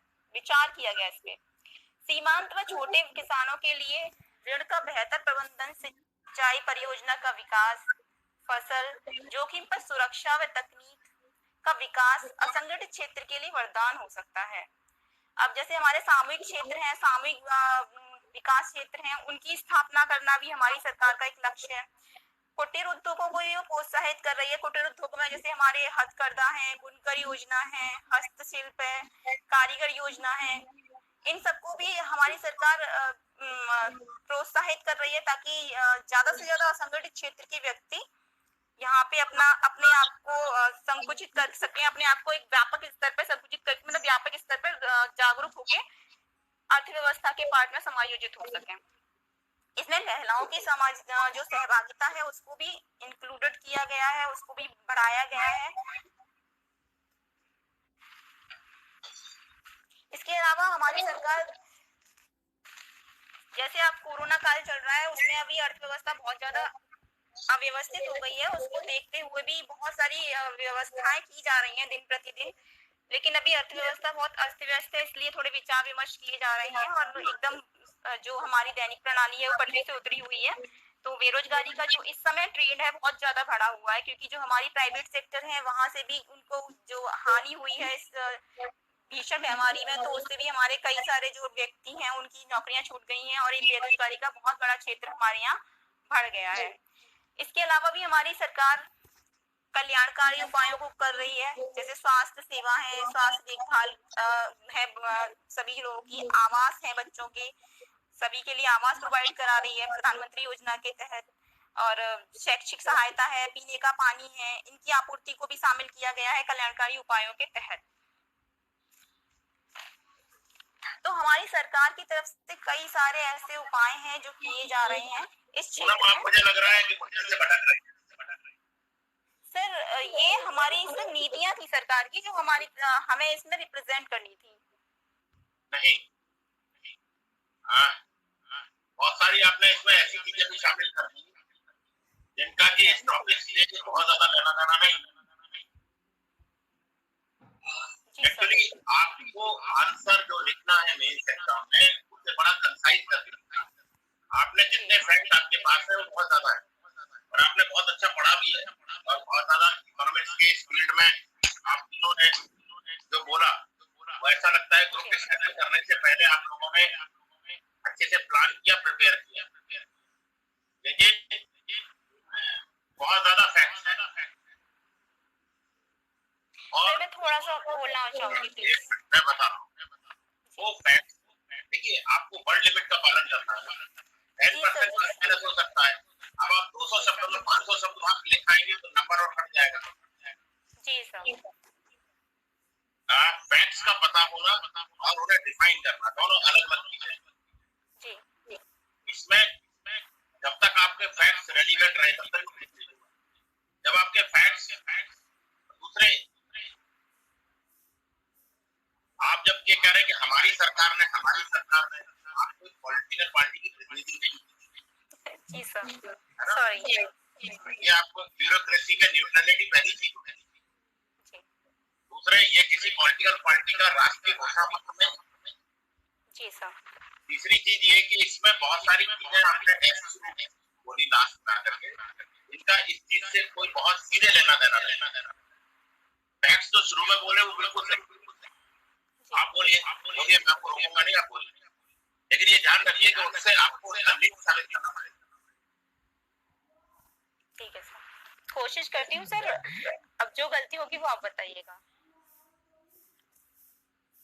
जैसे सर सरकार इस समय सरकार ने भी सर ऐसा किया हुआ है कि बेरोजगारी के जो मेन रीजन पे आ जाती है, अगर आप चाहते हैं कि मैं उपाय जो हमारे रीजन है वो बताएं, तो सरकार ने इस समय क्या किया है कि कई सारी सार्वजनिक जो नौकरियां हैं वो अभी पिछले लास्ट ईयर में कई सारी नौकरियों को, पदों को खत्म कर दिया था और प्राइवेट सेक्टर में भी प्राइवेटाइजेशन करने की कोशिश की जा रही है, क्योंकि हमारे यहाँ पे जैसे रेलवे सेक्टर है, रेलवे सेक्टर में से भी पदों को खत्म कर दिया गया था, नौकरियों को समाप्त कर दिया गया था, जिसकी वजह से बेरोजगारी का एक बहुत बड़ा प्रेशर हमारे अर्थव्यवस्था पे पड़ा है। और अगर इस तरह से अगर चीजें बढ़ती रहेंगी तो बेरोजगारी बढ़ना मतलब निश्चित ही है, क्योंकि हमारा जो मेन मकसद है रोजगार को बढ़ाना है, ना कि रोजगार को कम करना। सरकार सभी के लिए नौकरी तो मुहैया कराना नहीं, मतलब नौकरी तो मुहैया करा सकती है, लेकिन अब उसके पास इतना संसाधन नहीं है, तो उनको ये चाहिए मेरे हिसाब से कि वो ऐसा प्रावधान करे, मतलब ऐसी रेमेडियल सोच पैदा करे लोगों के अंदर, ऐसी गुणवत्ता परक व्यावसायिक शिक्षा को बढ़ावा दे जो देश की उद्यमिता की देश में जो उद्योग की भावना है प्रत्येक व्यक्ति के अंदर अग्रसरित हो जाए, लोगों में स्वयं का व्यवसाय, आत्मनिर्भरता और जागरूकता जो है वो उत्पन्न हो, ताकि वो खुद अपने व्यवसाय को अग्रसरित कर सके, आत्मनिर्भरता उनके अंदर हो और उनको ऐसा व्यवसायिक ज्ञान दिया जाए जिसके तहत वो अपने व्यवसाय को चला सके। सरकार रोजगार हितैषी वातावरण बनाए, रोजगार के अवसर मुहैया कराए और जो वोट बैंक की नीति है उसको दूर करके, यानी पार्टी पर जो दूसरी पार्टी पे हम दोष और प्रत्यारोपण करते हैं उसे समाप्त करके मुझे आपको रोकना पड़ेगा। आपने मुझे लग रहा है जो लिख लिया आप उसे बोलने पे आमादा। I think this is irrelevant. मुझे नहीं लगता कि इसकी कोई आवश्यकता है। आपको केवल असंगठित क्षेत्र में जो बेरोजगारी दूर करने के तरीके उन पर कंसंट्रेट करना है। जी सर। आप कोई विपक्ष की नेता नहीं है। आप इसे कहां से, आप मुझे बताइए, आपने कहा रेलवे में बहुत सारी नौकरियां निकल गई, असंगठित क्षेत्र से क्या लेना देना, कैसे लिंक साबित करेंगे आप? देखिए relevancy of the topic, relevancy of the answer होना चाहिए।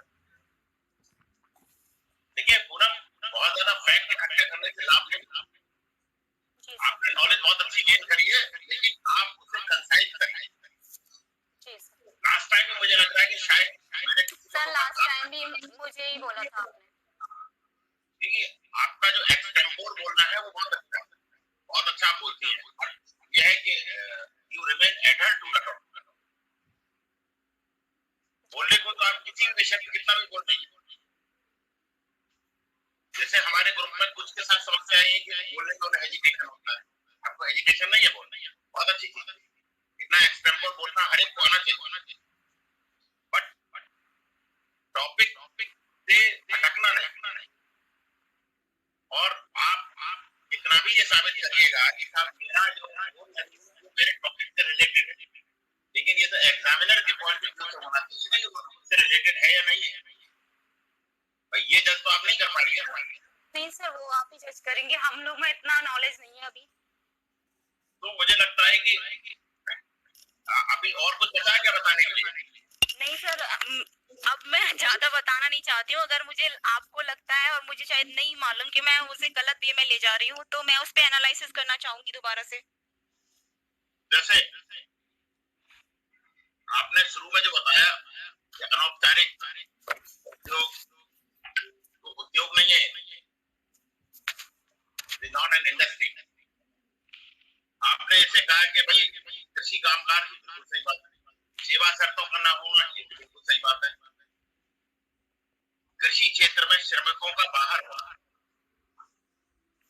आप इसे कैसे एक्सप्लेन करेंगे? कृषि क्षेत्र से श्रमिक कैसे बाहर जा रहा है? जी सर। सर कृषि क्षेत्र में क्या होता है, जब हमारी कृषि अनियमितता में आ जाती है, जब हमारी आपदाएं हो जाती हैं या मानसून का असंतुलन हो जाता है, तो कृषि जो हमारी क्षतिग्रस्त हो जाती है। और हमारा किसान इतना ज्यादा उसमें व्यय कर चुका होता है कि उसके पास में अतिरिक्त संसाधन नहीं होते अपनी जीविका चलाने के, वो अपना बहुत कुछ उसमें लगा चुका होता है। अब जब फसल हमारी खराब हो जाती है, तो फिर किसान, बहुत सारे किसानों के पास कोई ऑप्शन ही नहीं बचता, सरकार मदद नहीं देती है, मदद लेने में बहुत लंबा समय लग जाता है। तब तक क्या होता है कि जीवन तो रुकना नहीं है, तो इसलिए सारी जो जीविका चलाने के लिए सारी उपयोगिताओं को पूरा करना पड़ता है। उस समय जो सर्कमस्टेंसेस क्रिएट होते हैं, उसकी वजह से कुछ किसान क्या करते हैं, या तो सुसाइड कर लेते हैं या अपने उस कृषि व्यवसाय को छोड़कर मजदूरी पे आ जाते हैं। देखिए, जो खेती में पहले ये डिफाइन करिए, ये सोचिए खेती में असंगठित क्षेत्र कौन सा? देखिए, जो किसान है उसमें पर्टिकुलरली जो मार्जिनल फार्म, हर किसान नहीं, आपको यह स्पेसिफिक होना पड़ेगा। एक 10 बीघा किसान की होल्डिंग वाला कभी ढकेल नहीं लगा। हाँ, अगर मान लीजिए उसमें 1 बीघा जमीन है, 2 बीघा जमीन है और बिल्कुल जमीन नहीं, जो लैंडलेस लेबर है, यानी कि वो किसान जिसके पास किसान ही नहीं है, वो जिसके पास भूमि नहीं है वो किसान ही नहीं है, वो देहाती व्यक्ति। जिसके पास भूमि नहीं वो तो लेबर ऑलरेडी है। असंगठित क्षेत्र में देखिए, आप पहले इसे इमेजिन करिए कि गांव में बेसिकली असंगठित क्षेत्र कौन सा है? सर जो किसान, आप ना you be a good listener, आप चीजें तो कर रही हैं लेकिन उससे प्रॉपरली लिंक और करिए। आप चीजें बहुत अच्छी कर रही हैं, कोई शक नहीं। ये जो लैंड है उसमें जो लेबर काम कर रहे हैं, जैसे कि किसी भी गांव में जो लेबर होती है वो बुवाई की होती है, कटाई की होती है, थ्रेशिंग की होती है और बहुत सारे काम जो देहात में होते हैं एग्रीकल्चर से रिलेटेड, उन कामों को करते हैं।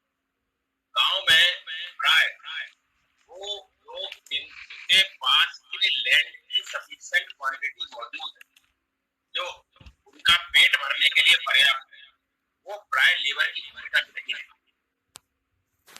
असंगठित क्षेत्र में जो देहाती लेबर है वही माइग्रेंट लेबर बन जाती है। जब खेती का काम 12 महीने तो होता नहीं, तो वही लेबर शहर में आ जाती है। शहर में निर्माण के कार्य में, सेवा के कार्य में, अन्य कार्यों में लग जाती है, लेकिन संगठित क्षेत्र में नहीं, असंगठित क्षेत्र में होती है। जैसे किसी भी शहर में 10-12 जगह हैं जहाँ पर के जाके ये असंगठित देहाती मजदूर है या खड़े आप इनका मल्टीपल आप इनसे सफाई करवा लें आप इनसे विनिर्माण करवा लें they are not scared they can do everything internally done यानी किसी भी ह्यूमन बीइंग द्वारा जो आसानी से कार्य किया जा सकता है वो ये कर सकते हैं। आपको ये कैटेगराइज करना पड़ेगा कि आखिर रूरल लैंडर आप जो भाषा बोल रहे हैं किताब में जो लिखा हुआ है आपके अपने एरिया में कैसे जैसे आपने कहा कि सेवा शर्तों का नाम अब देखिए जो भी लैंडर लेबर है वो मार्केट जो किसान उसे पैसा देगा आगे किसान ये कहता है कि एक दिन में 200 रुपए और स्टैंडर्ड है एक दिन का 500 रुपए क्योंकि वो अनऑर्गेनाइज सेक्टर में है तो उसके पास ना तो कोई कंप्लेनिंग अथॉरिटी है और ना ही कोई अथॉरिटी उसे कंप्लेन कर सकती है क्योंकि आज रोजगारी कहाँ है और आज रोजगार दूसरे दिन रोजगार अभी जो आंचल ने कहा कि रोजगार का अस्थायी प्रवृत्ति 2 दिन कहीं 4 दिन 8 दिन रोजगार जब आप गवर्नमेंट नौकरी की तैयारी कर रहे क्यों कर रहे हैं हमारे यहाँ संगठित क्षेत्र में सरकारी नौकरी लोग क्यों चाहते हैं संगठित क्षेत्र में आना चाहते हैं उससे भी ज्यादा चाहते हैं कि वो सरकारी में आ जाए क्योंकि वहाँ सेवा की शर्तें रोजगार का स्वरूप ऐसा है कि वहाँ सेवा की शर्तें डिफाइंड आपका कुछ बिगड़ेगा नहीं सिक्योरिटी ऑफ सर्विस बहुत कुछ है वो वहाँ नहीं है क्योंकि नेचर ही इस तरह का है प्लस शहरी जो मजदूर है देखिए इसमें पशुपालन के क्षेत्र में अब आप देखेंगे जो लोग सुबह से शाम तक केवल भैंस चराने का काम करेंगे वो भी एक रोजगारी असंगठित क्षेत्र है ताला उद्योग में बहुत सारे लोग अलीगढ़ में ताले को उठा के रखने का काम करेंगे उसे पीटने का काम करते हैं उसमें मेरा नजरिया है किसी भी इंडस्ट्री को आप उठाना किसी भी शहर को आप उठाना मुरादाबाद में पीतल उद्योग में यही होता है उसमें आप ये देखें कि ये जो प्रावधान जो आपको ये किस तरह से आंसर राइटिंग में ये जो है शुरू में वैभव पाठक ने जो डिफाइन किया बहुत अच्छा डिफाइन किया वैभव आपको ना बोलने की प्रैक्टिस करनी है एडोल्फ हिटलर और बेनिटो मुसोलिनी ये दोनों बड़े स्टेट्समैनशिप जिसे कहते हैं ये शीशे के सामने बैठे एक दिन में 10 अदरवाइज उसने मरे हुए जर्मन में जान करा दी ऑल्दो वो नेगेटिव लेकिन आपको बोलने की प्रैक्टिस करनी है आंचल आपको आंचल आपने जो जितना भी बोला वो सही बोला था थोड़ा बोलने की प्रैक्टिस आपने करी आप तीनों का जो प्रेजेंटेशन था उसका जो कंटेंट था वो यूपीएससी में अगर तीनों को मिला के अवसर दिया जाए तो टॉप 100 में आने के मतलब कोई इसमें मुझे नहीं लगता कि कमी है नंबर तीनों का मिला वर्मा जी आप प्लीज बोलिए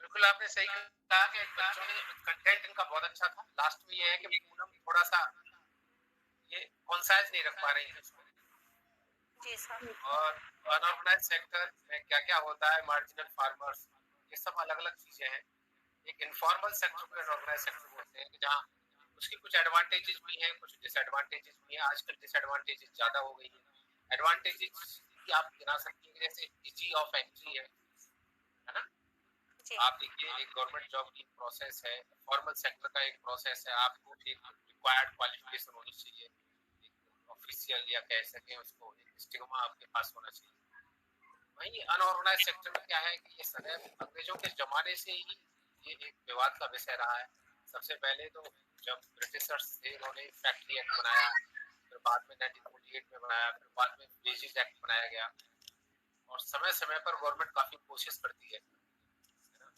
इसका जो सबसे है कि लेकिन इसमें है कि फिलहाल ये मोर देन 90% हमारी जो लेबर है, ह्यूमन रिसोर्सेज है, वो इनफॉर्मल सेक्टर है ना। बस ये है कि आप लोगों का कंटेंट बहुत अच्छा था, नो डाउट, काफी वो उसमें बहुत ज्यादा पॉइंट्स थे, बहुत फैक्चुअल था, तो और इतना याद रख पाना और लिख पाना बड़ा मुश्किल होता है एग्जाम में। लेकिन फिर भी थोड़ा सा ये है कि जो पहले 2 बच्चे थे वो थोड़ा सा लेस कॉन्फिडेंट थे, मैंने देखा उनमें कॉन्फिडेंस की जरूरत है, बस उनको प्रैक्टिस करनी है। आप बोल पाती हैं तो आप थोड़ा सा कंसेज कीजिए अपने प्रेजेंटेशन को और थोड़ा सा कॉन्क्रीट कीजिए, बस आप ये जो मैं बोलूँगा है ना। जी सर, कोशिश करते हैं सर आगे। देखिए मटेरियल तो बहुत हमारे पास मौजूद है, गूगल पे एक से पढ़ा पड़ा है, ठीक है। आप नेक्स्ट टाइम ये पढ़ दे। हाँ बिल्कुल, नेक्स्ट। हेलो हाँ बबीता बोलिए। सर, मेरा टॉपिक है जर्मनी का उपनिवेशवाद की दौड़ में पिछड़ना कहाँ तक प्रथम विश्व युद्ध में युद्ध के लिए जिम्मेदार है। सर, ग्रुप में मैं अकेली हूँ, मेरे साथ जो थे शुभम भैया, उनके ताऊजी एक्सपायर हो गए, तो सर वो वहाँ चले गए हैं। ओके, हाँ शायद उनके घर में कोई बीमार थे, मुझे मालूम है। हाँ सर, उन्होंने अभी मैसेज करके बोला था मुझे।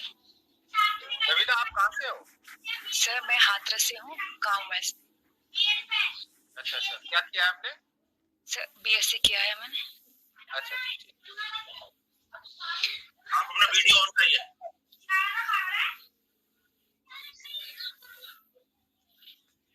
हाँ बोलिए। सर मैं जर्मनी के उपनिवेशवाद से स्टार्ट करती हूँ। जैसे कि हम भौगोलिक विस्तार में देखते हैं कि जर्मनी के जो भौगोलिक विस्तार है वो 3 भागों में डिवाइड है। सर जैसे उत्तरी भाग में हमारा प्रसान, सैक्सनी, हैनोवर, फ्रैंकफर्ट, और मध्य भाग में हमारा राइनलैंड है, और दक्षिणी भाग में गुटेनबर्ग और बेरविया प्लेटनेट। सर उपनिवेशवाद का मतलब मैं थोड़ा सा सर एक्सप्लेन करूंगी इसे। उसमें इस उपनिवेश का मतलब ये होता है सर, किसी एक क्षेत्र में वहाँ के जो लोगों द्वारा किसी अन्य क्षेत्र में उपनिवेश स्थापित करना और उसके शोषण के माध्यम से उनके जो क्षेत्र उसका विस्तार करना होता है। जैसे कि उसके आर्थिक, सांस्कृतिक, राजनीतिक, जो उसके सैन्य जो होते हैं, सांस्कृतिक तरीकों, मतलब उनको स्थापित करना होता है। तो सर इसमें इसका अगला टॉपिक है कि हमारे जो उपनिवेशवाद की दौड़ में उसका पिछड़ना कहाँ तक विश्व युद्ध में जिम्मेदार रहा है। तो सर स्टार्टिंग में ही उसका फर्स्ट जो उसका तात्कालिक कारण था कि जर्मनी का ऑस्ट्रिया के साथ में होना, और सर उसके अन्य जो कारक थे सर, जैसे कि यूरोपीय कूटनीतियां हैं उसमें, जैसे कि जर्मनी द्वारा जर्मनी का फ्रांस से जो अल्सान क्षेत्र है उसका ले लेना। दूसरा था सर जैसे कि जर्मनी में जिसका त्रिगुण जो संधि थी उसका इंक्लूड होना, और रूस के साथ जर्मनी के जो मित्रवत संबंध थे सर उनका भी इसमें इफेक्ट डालता है। सर दूसरा इसका साम्राज्यवादी जो थी इसकी, और जैसे कि जर्मनी वो इटली का जो एकीकरण हुआ था उससे पूर्व इसमें जो अफ्रीका देशों द्वारा उसमें जो उसका एशिया में साम्राज्य स्थापित हो गया सर, ये भी इसमें जिम्मेदार माना जाता है। और सर जो जर्मनी का सम्राट थे विलियम कैसर जो थे, उनका जो एक उन्होंने घोषणा की थी, जैसे कि उसे भी सूर्य के नीचे अपना साम्राज्य स्थापित करना है। और सर जैसे कि जर्मनी और इटली का एकीकरण जिसके पश्चात जो ऑस्ट्रिया में जो इफेक्ट पड़े था सर, वो भी इसके लिए जिम्मेदार माने जाते हैं। और सर जैसे कि सैन्य व्यवस्था थी इसमें, जैसे कि जर्मनी के द्वारा जो अमेरिका का जो था क्या नाम जहाज जो था, जैसे कि लुटटानिया जो उन्होंने डुबो दिया था सर, उनके जो आर्थिक व्यवस्था पर भी सर प्रभाव डालते हैं। ये भी सर इफेक्ट है जो उसमें जिम्मेदार माने जाते हैं। और अंततः सर ये होता है कि जो वर्सिया की संधि जो हुई थी हमारी उसके प्रथम विश्व युद्ध के बाद में, वर्सिया के अंततः सर इसको जो खामियां जो भरना पड़ा था जर्मनी को इसका वर्सिया की संधि के माध्यम से। जैसे कि कोई स्वाभिमान देश जो होता है इस तरीके की संधि को कोई स्वीकार नहीं कर पाता था, मतलब ना चाहते हुए भी सर उनके संबंध को उसे मानना पड़ा, उनकी जो शर्तें थी उन्हें भी उसे स्वीकार करनी पड़ी थी। जैसे सर जो थी इसकी शर्तें जो थी, और जैसे कि जो उसके जो खाने वगैरह चीज जैसे कि बोलते हैं हमारे और जैसे कि खादाने थी, रॉ मटेरियल वाला जो क्षेत्र था सर वो उसे भी देना पड़ा था। और जर्मनी को सर उपनिवेशवाद से वंचित भी रखा गया था। और जो उसकी सैन्य व्यवस्था थी जैसे कि सर जो जर्मनी सेना थी अधिक से अधिक सर 1 लाख सीमा तय करी गई थी कि इतनी सैन्य रखे जा सकते हैं, और जो उसकी सैन्य सामग्री थी सर उसको लिमिट में रख दिया गया कि जितना हम बोला जाएगा उतना ही उसको प्रोटेक्ट करना पड़ेगा। और जो सर जर्मनी का जो सैन्य खर्चा था उसके लिए सर एक सैन्य आयोग गठित किया गया। और सर यहाँ तक कि इस संधि के माध्यम से सर यहाँ प्रथम विश्व युद्ध में सर जो हिटलर था उसका भी शामिल होना, और हिटलर के माध्यम से जो उसकी नीतियां थी और जैसे कि संधि के माध्यम से अपने क्षेत्र को वहां से आजाद कराना, इसके माध्यम से सर ये भी कहीं द्वितीय विश्व युद्ध का भी हिस्सा बनता है। तो सर मैं इतना ही कर पाऊंगी सर, क्योंकि मुझे इतना ही हो पाया था। कविता, सबसे पहले तो मैं आपको धन्यवाद दूंगा कि आपने वो टॉपिक हुआ उसकी हिम्मत करी। Yes sir. जो वर्ल्ड हिस्ट्री से संबंधित है। जी सर। और इसके वर्ल्ड हिस्ट्री से यूपीएससी में मेंस में हर साल 2 सवाल आते हैं। जी सर। सवालों में से 2 सवाल इसी के बनते हैं, 2 से 3 सवाल आता है। और वर्ल्ड हिस्ट्री पढ़ाए जाने का आपको अच्छी भी यही है, जैसे खुदरा क्षेत्र को आप पढ़ पा रहे हैं वैसी वर्ल्ड हिस्ट्री। आपने शायद ध्यान से नहीं देखा, उसमें था प्रथम विश्व। आप अपने आंसर में द्वितीय विश्व युद्ध पे आ गए। दूसरे प्रथम विश्व युद्ध के कारणों तक आपको सीमित रहना है। आप प्रथम विश्व युद्ध के प्रक्रिया में और उसके बाद ट्रीटी ऑफ वर्साइल्स और उसके बाद जो है वो एडॉल्फ हिटलर तक, वो इसका सब्जेक्ट ही नहीं था, स्कोप ही नहीं था। इसमें बहुत सारे कारण गुप्त संधियां हो रही थी, और ऑस्ट्रेलिया ने एक बार ऑस्ट्रिया, मैंने इसलिए कहा वर्ल्ड हिस्ट्री क्योंकि मैं खुद ही पढ़ा रहा हूँ। वर्ल्ड हिस्ट्री में ऑस्ट्रिया जर्मनी के पास ही एक कंट्री छोटा सा, ऑस्ट्रेलिया नहीं, ऑस्ट्रेलिया तो बहुत बड़ा कंटिनेंट है और वो एक कंट्री भी है। ऑस्ट्रिया जर्मनी के पास, हमने कहा था ना मैपिंग जरूर करिए। जी सर। और n नंबर ऑफ कारण उसमें दे रखे हैं किसी भी वर्ल्ड हिस्ट्री के साथ। सवाल ये था कि जर्मनी का उपनिवेशवाद की दौड़ में पिछड़, ये पंच लाइन लिखी हुई अर्जन देव की जो एनसीईआरटी है उसी में लिखा हुआ। ये सवाल मैंने कहीं बाहर से नहीं दिया, किसी बच्चे ने डाली थी अर्जन देव की एनसीईआरटी, मैंने क्योंकि खुद पढ़ी है मुझे ये पंच लाइन याद है। और ये वास्तव में बात सही भी है, और ये सवाल कई बार पूछा भी गया कि इसका पिछड़ना, उसका रीजन ये था कि यूरोप में निवेशवाद की जो शुरुआत हुई है वो 16वीं शताब्दी से शुरू हो गई। कोलंबस का देखिए, वास्को डी गामा का देखिए, उसके बाद स्पेन में भी उसकी शुरुआत हो गई, उसके बाद फ्रांस में भी उसकी शुरुआत हो गई, लेकिन इटली में भी बाद में हुई और जर्मनी में भी हुई। आप मुझे जर्मन उपनिवेश बताइए। आज के डेट में दुनिया का अगर आप हिस्सा मैप देखेंगे लैंग्वेज वाइज, तो आपको फ्रेंच स्पीकिंग कंट्रीज मिल जाएंगे, आपको इंग्लिश स्पीकिंग कंट्रीज मिल जाएंगे, पोर्टुगल बोलने वाले मिल जाएंगे, इवन स्पेनिश बोलने वाले मिल जाएंगे, मैक्सिमम में स्पेनिश बोली जाती है। इसका मतलब ये country south America, north America, Africa and Asia ये कॉलोनाइज रहे। आपको जर्मन स्पीकिंग कंट्रीज कितने मिलेंगे? नहीं मिलेंगे। बेसिक्स है। देखिए दिमाग, हमने ये सवाल इसीलिए रखा कि आप अपने दिमाग के गुणों को दोहराएं। आप मुझे बताइए कि जर्मन स्पीकिंग कंट्रीज कितने हैं वर्ल्ड? लिहाज सी बात है कि जर्मनी की कॉलोनीज नहीं रही। जर्मनी चेता बहुत बात, और कैसर विल्हेम को ये लगता था कि हम भी एम्पायर बनाएंगे। सेम जो कैसर विल्हेम को लगता था वही जापान के एम्पायर को सेकेंड वर्ल्ड वॉर से पहले लगने लगा। जापान में भी यही कंसेप्ट आया, लेबेनोश्राम का। लेबेनोश्राम जो शब्द है वो जर्मन शब्द है, इसका मतलब होता है लिविंग स्पेस। हिटलर ने भी वही टर्म यूज किया बाद में, और कहा कि रशिया पे आक्रमण इसीलिए किया कि हमारे जर्मन पीपल को रहने के लिए जगह कहाँ मिलेगी, उन्होंने रशिया कब्जा लो। दूसरे कैसल विल्हेम को ये लगा कि क्योंकि हम कोलोनाइजेशन में लेट हो गए, तो क्यों ना हम फ्रांस को ही कब्जा लें, क्यों ना हम इंग्लैंड को ही कब्जा लें। तो जनरली बात है, जब फ्रांस हमारे कब्जे में आ जाएगा तो इसकी 10-20 जितनी एशियाई कॉलोनीज है वो तो ऑटोमेटिकली हमारे कंट्रोल में आ जाएगी, तो सारे रिसोर्सेज हमें मिलने लगेंगे। ये बहुत बड़ा कारण था जर्मनी के उपनिवेशवाद की दौड़ में पिछड़ने का, जिसने वहां के राजनेताओं में, देखिए ऑस्ट्रिया और जर्मनी का ऐसा कोई, ऑस्ट्रिया का तो चलो राजकुमार का मर्डर हुआ था, जर्मनी के साथ तो कुछ हुआ भी नहीं, नथिंग। लेकिन जर्मनी के एम्परर ने एक घोषणा की और ये कहा कि हम ऑस्ट्रिया के साथ हैं सर्बिया के मैटर। इसी घोषणा को मैंने वर्ल्ड हिस्ट्री क्लास में बताया भी था कि ये ब्लैंक चेक कहा जाता है। ये ऐसा ही है जैसे भूटान और नेपाल में झगड़ा हो और हम भूटान को ये ब्लैंक चेक दे दें कि चल बैठो हम तुम्हारे साथ। ब्लैंक चेक हो गया ना, फिर तो भूटान की गवर्नमेंट कहेगी अब तो नेपाल को नेस्तनाबूद कर देंगे हम। जी सर। इसका आंसर कोई कठिन नहीं है, आंसर कुछ कठिन नहीं है इसका। बस ये है कि वो लिंक कराना चाह रहा है कि उपनिवेशवाद की दौड़ में पिछड़ना कहाँ प्रथम, हाँ बिल्कुल कारण था। प्रथम विश्व युद्ध होने के बहुत बड़े कारण माना जाता है जर्मनी के द्वारा ब्लैंक चेक दिया जाना। मजबूरी में इंग्लैंड को कूदना पड़ा। इंग्लैंड भी तब कूदा जो जर्मनी ने एक शिफनर प्लान बनाया और उसमें यह कहा कि हम फ्रांस पे हमला करेंगे। फ्रांस पे उन्होंने कभी सीधे चले जाओ, बोले नहीं हम तो बेल्जियम के थ्रू हो जाएंगे, बेल्जियम से हम जल्दी पहुंच जाएंगे।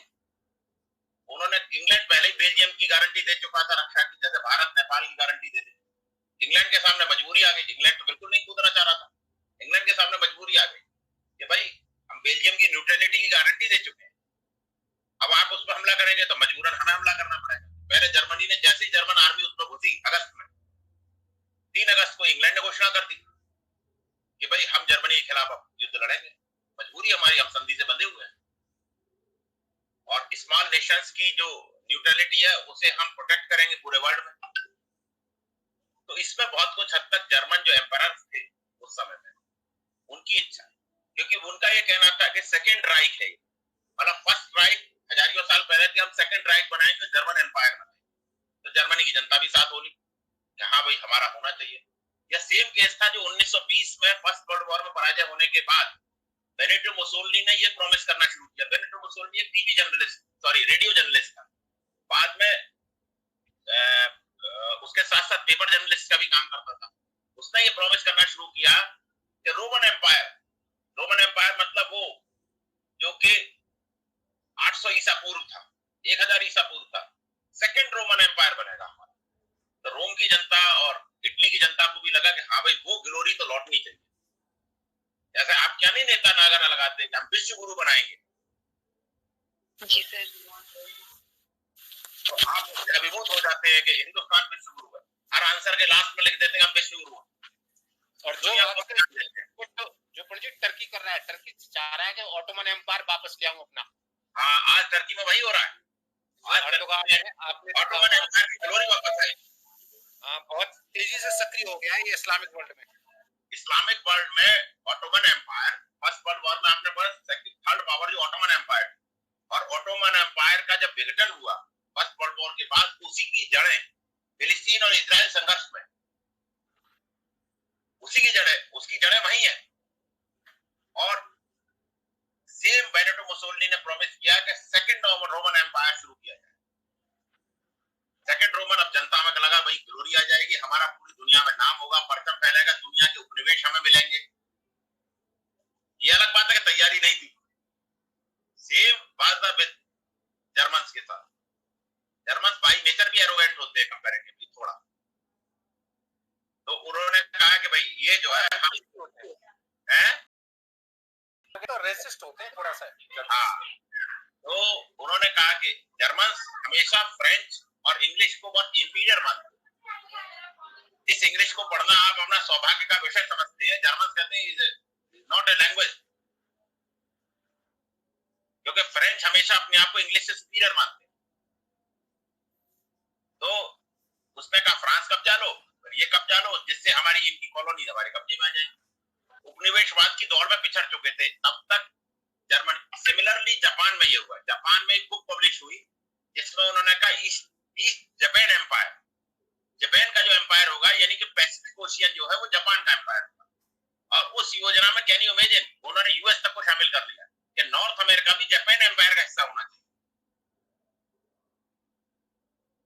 और उसी के तहत उन्होंने पर्ल हार्बर पर हमला किया सेकेंड वर्ल्ड वॉर। तो ये जो सवाल था ये केवल और केवल सीमित था, इसमें ये केवल 150-250 शब्द आपको लिखने, तो आप अन्य कारणों को लिखते हुए केवल यही लिखिए कि भाई ये लास्ट इसमें कंक्लूड करिए, अन्य कारण लिखिए केवल 50 शब्दों, और बचे हुए 100 शब्दों में 150 शब्दों में अगर आता है आप ये लिखिए कि ये रीजन, ये जो छोटे छोटे पॉइंट मैंने बताए ये प्रूव करते हैं कि जर्मनी का उपनिवेशवाद में पिछड़ना बहुत कुछ। देखिए ऑस्ट्रिया में इतना दम ही नहीं था, और एम्पायर था, उसमें इतना दम नहीं था इतना लंबाई से बढ़ सके जब तक जर्मनी सपोर्ट न करता। जर्मनी के दूसरे उद्देश्य थे। जर्मनी के उद्देश्य ये थे कि ये अच्छा मौका मिला, ये परफेक्ट अपॉर्चुनिटी, हम ऑस्ट्रिया के साथ हो जाएं और एक अटक लड़ाई ले लें। तो ये जो फैक्ट्स है वर्ल्ड यूपीएससी में अब सीधे सवाल नहीं आते कि प्रथम विश्व युद्ध के कारणों को बताओ या असहयोग आंदोलन के कारणों को बताओ। अब तो वो सवाल आपसे करेगा कि गांधी जी की जो भूमिका है वो असहयोग आंदोलन से बढ़ते बढ़ते और भारत छोड़ो आंदोलन तक प्रमुख रूप से परिलक्षित होती है। अब आपको तीनों आंदोलन पता होने चाहिए और उनकी भूमिका पता होनी चाहिए। तो आपने लिखा बहुत अच्छा। वर्मा जी आप बताएं।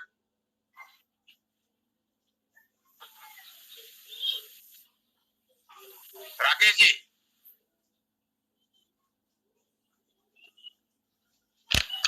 मुझे लग रहा है उनका कनेक्शन कट गया है।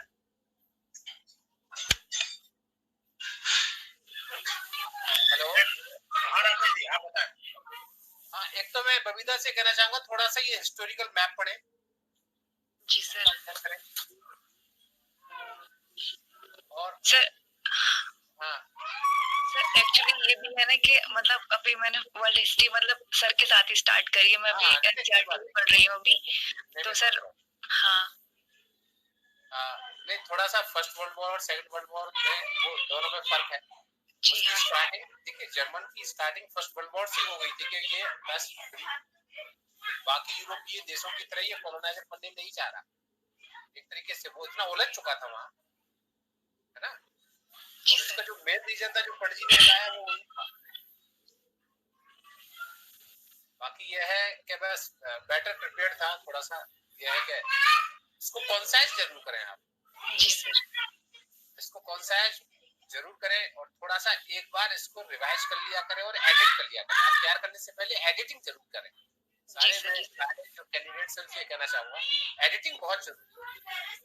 उस एडिटिंग से आपको ये मदद मिलेगी कि मुझे क्या बोलना है और क्या ऐड करना है, क्योंकि देखिए मटेरियल तो हर जगह बहुत, लेकिन हमें कितना बोलना है, मिनिमम वर्ड्स और मैक्सिमम आउटपुट, मैक्सिमम थॉट्स। जी सर। चलिए नेक्स्ट।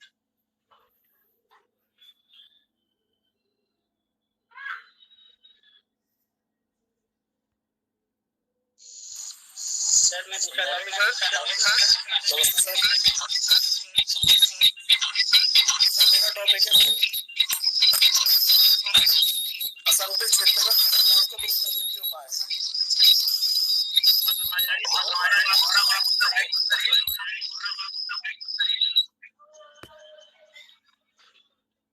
सर अभी आवाज ठीक आ रही है? सर बिल्कुल सही आ रही है। सर मेरा टॉपिक है sir Exim policy and its effect on covid. Sir इस टॉपिक को सर मैं अकेले प्रिपेयर कर रहा हूँ, मेरे साथ नकुल और विवेक थे, कोई आज क्लास में प्रेजेंट नहीं है, तो मैं इस टॉपिक को पूरा खुद ही कवर करने की कोशिश करूंगा। क्या नकुल और वर्ड डिफाइन एक्सिम सर दोनों ग्रुप में नहीं है सर, अभी कोई ऑनलाइन नहीं। क्या कहीं चले गए या कुछ?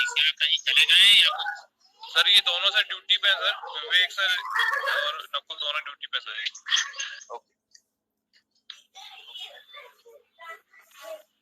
As the word defined axiom, export and import policy, and it is also called as foreign trade policy. It is a set of guidelines, instructions, and regulations which are directed by or stabilized by the Director General of Foreign Trade. Sir, it is regulated by the Foreign Trade Regulation Act of 1992, and it is in the Ministry of Commerce and Industries. Effect. Verma ji आप अपना mic बंद कर दीजिए, मुझे लग रहा है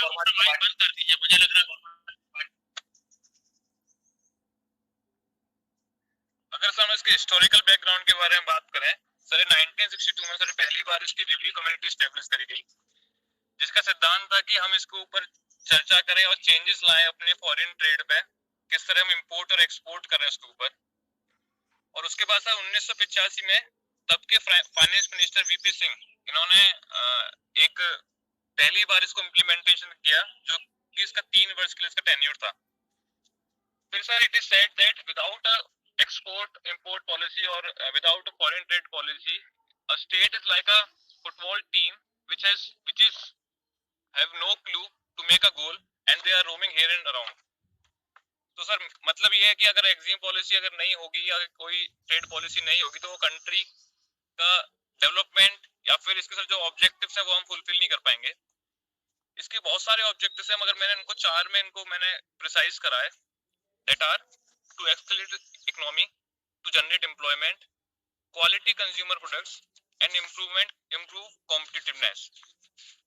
तो सर ये अब मैं इनके ऑब्जेक्टिव के बारे में बात करता हूँ. एक्सेलरेट इकोनॉमी के बारे में सर, जैसे कि हम अगर इंपोर्ट एक्सपोर्ट हुआ किसी कंट्री का तो स्वाभाविक सी बात है उसका इकोनॉमी इंक्रीज करेगी. एम्प्लॉयमेंट वो भी सर एक जरिया है एम्प्लॉयमेंट होने का. जब हमारे गुड्स बाहर कंट्रीज में सेल आउट होंगे वो भी एम्प्लॉयमेंट करेंगे.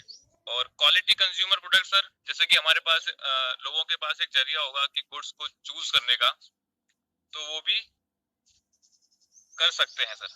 और इम्प्रूव कॉम्पिटिटिवनेस, तो सर हमारे पास जो मार्केट में जो जितने सारे सेलर्स होंगे उनके ऊपर आपस में क्वालिटी एक देने का, जनरेट करने का, वो भी एक कंपटीशन बना रहेगा सर.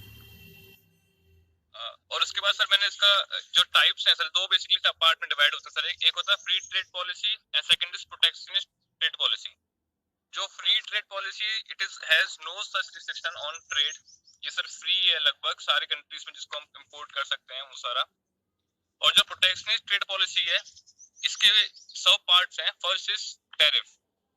और सर इस टैरिफ में सर वो चीजें आती हैं जिनका जैसे कि हमने वेट तय कर दी या क्वांटिटी तय कर दी जिनकी कि इस क्वांटिटी पे कोई टैरिफ नहीं लगाया जाएगा.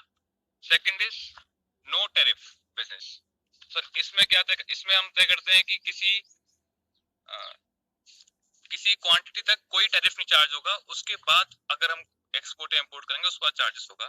Sir third is anti dumping duties. इसमें जो sir selling of goods which are lesser than cheaper than the domestic price. Sir for example जैसे सर जो हमारे पास दिवाली पे सर लाइट आती है, चाइना की लाइट आती है, वो हमारे डोमेस्टिक मार्केट से सस्ती है, तो उन पर सर ये एंटी डंपिंग ड्यूटीज हम इम्प्लीमेंट करते हैं सरकार को. The last one is counter levies duties. Sir ये एडिशनल ड्यूटीज होती हैं, एडिशनल चार्जेस होती हैं जो कंट्री टू कंट्री इम्प्लीमेंट करते हैं. जो कंट्री की पॉलिसीज होती हैं उसके हिसाब से हर कंट्री को उसके ऊपर इम्प्लीमेंट करती है. सर ये मैंने लगभग इतना ही प्रिपेयर किया सर ये, और बाकी के पोर्शन विवेक और सर नकुल का था सर.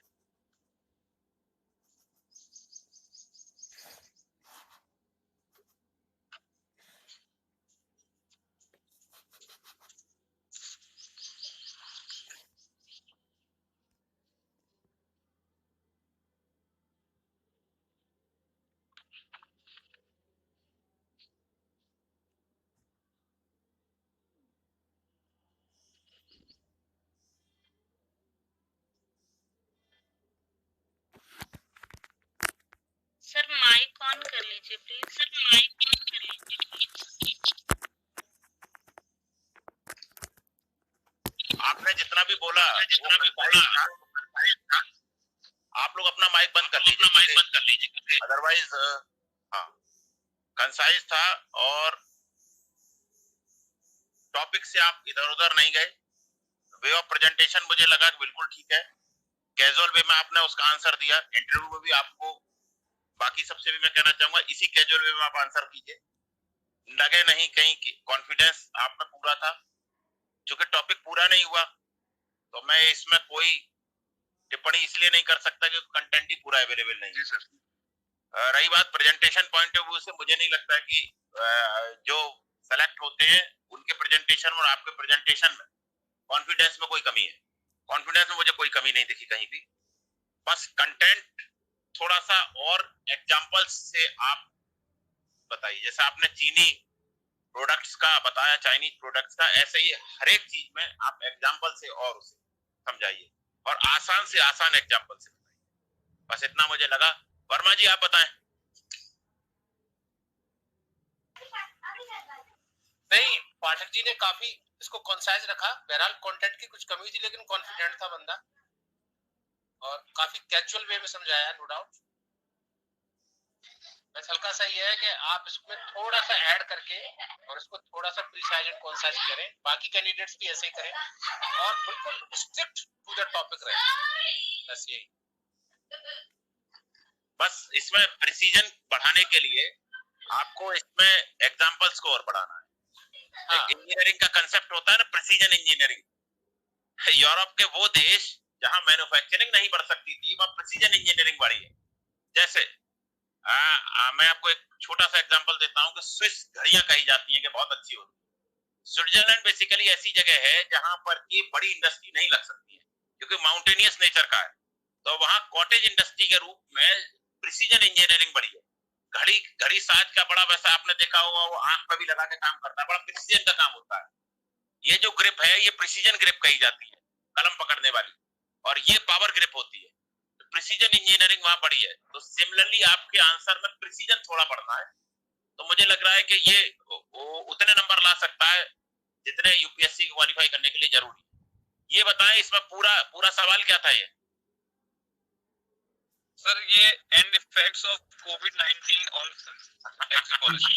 अभी मैं कहूं कि एक मात्र मैंने ये नहीं रखा हुआ है कि एग्जिट पॉलिसी एक जमाने में यूपीएससी आता था 30 साल पहले, एग्जिट पॉलिसी क्या है आज नहीं पूछते हो। एग्जिट पॉलिसी तो ये मानते हैं, आपको मालूम होगी, आज नहीं पूछते हो। वो एक पर्टिकुलर कहेंगे एग्जिट पॉलिसी का टूरिज्म पर आप क्या बता सकते हैं प्रभाव। जैसे कि कोविड-19 में टूरिज्म सेक्टर पर भी प्रभाव पड़ा, कोविड-19 में एक्सपोर्ट पर भी के बहुत सारे जो कंपोनेंट है उन पर प्रभाव पड़ा, इंपोर्ट पर प्रभाव पड़ा, डिमांड ही नहीं जनरेट हुई।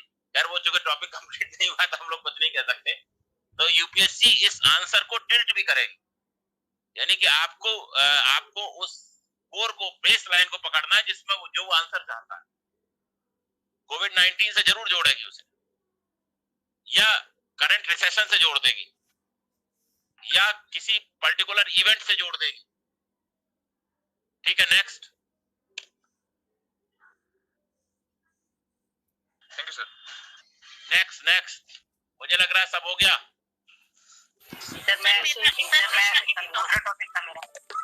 सर नमस्ते सर। सर नमस्ते सर। सर हमारा बेरोजगारी को दूर करने के उपाय।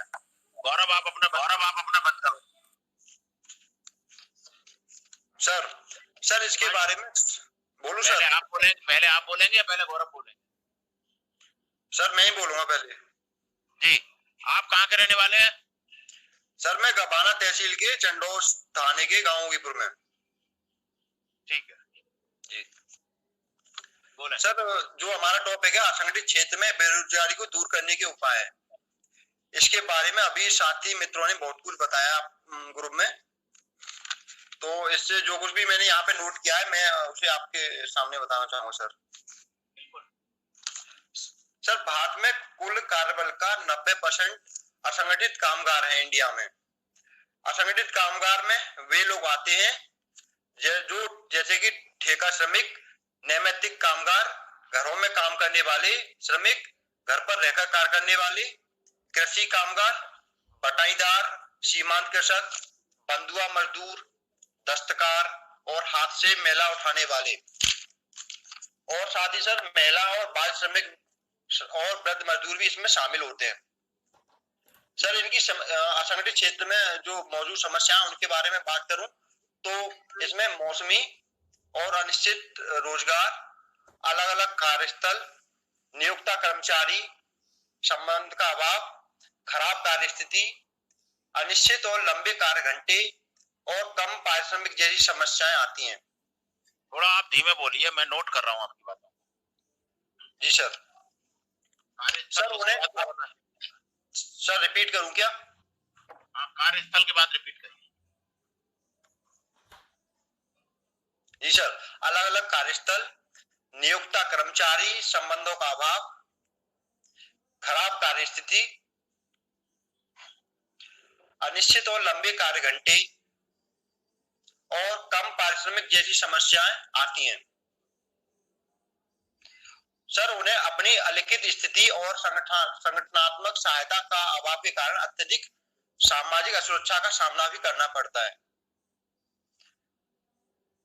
इस उद्योग को विकास के इंजन के रूप में और भारत के निर्माण करने वाला राष्ट्र बनाने हेतु सरकार के हाल के प्रयासों का उद्देश्य असंगठित कामगार को मुख्य धारा में लाना भी है, ताकि वे भी राष्ट्र के उत्थान में सहयोग कर सकें और उनके लिए सम्मानपूर्ण जीवन और कार्य करने का अनुकूल वातावरण भी प्रदान किया जा सके। सर, ये तो मैंने समस्याएं बताई, इसके आगे जो उपाय और सरकार की जो नीतियां हैं उनके बारे में गौरव जी चर्चा करेंगे।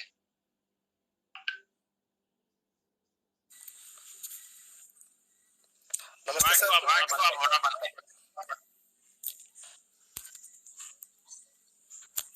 नमस्ते सर। नमस्ते। और अब आप कहाँ रहने वाले? सर मैं अमृतपुर का रहने वाला हूँ सर, थाना चंडोज, तहसील गवाना।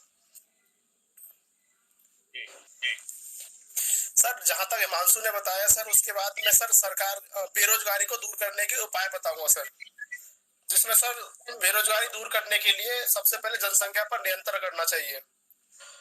उसके बाद सर तत्कालीन उपाय के रूप में लोगों को निजी व्यवसायों में लगने के प्रशिक्षण की व्यवस्था करके उन्हें धन उपलब्ध कराना चाहिए, ताकि नौकरियों की तलाश कम हो सके।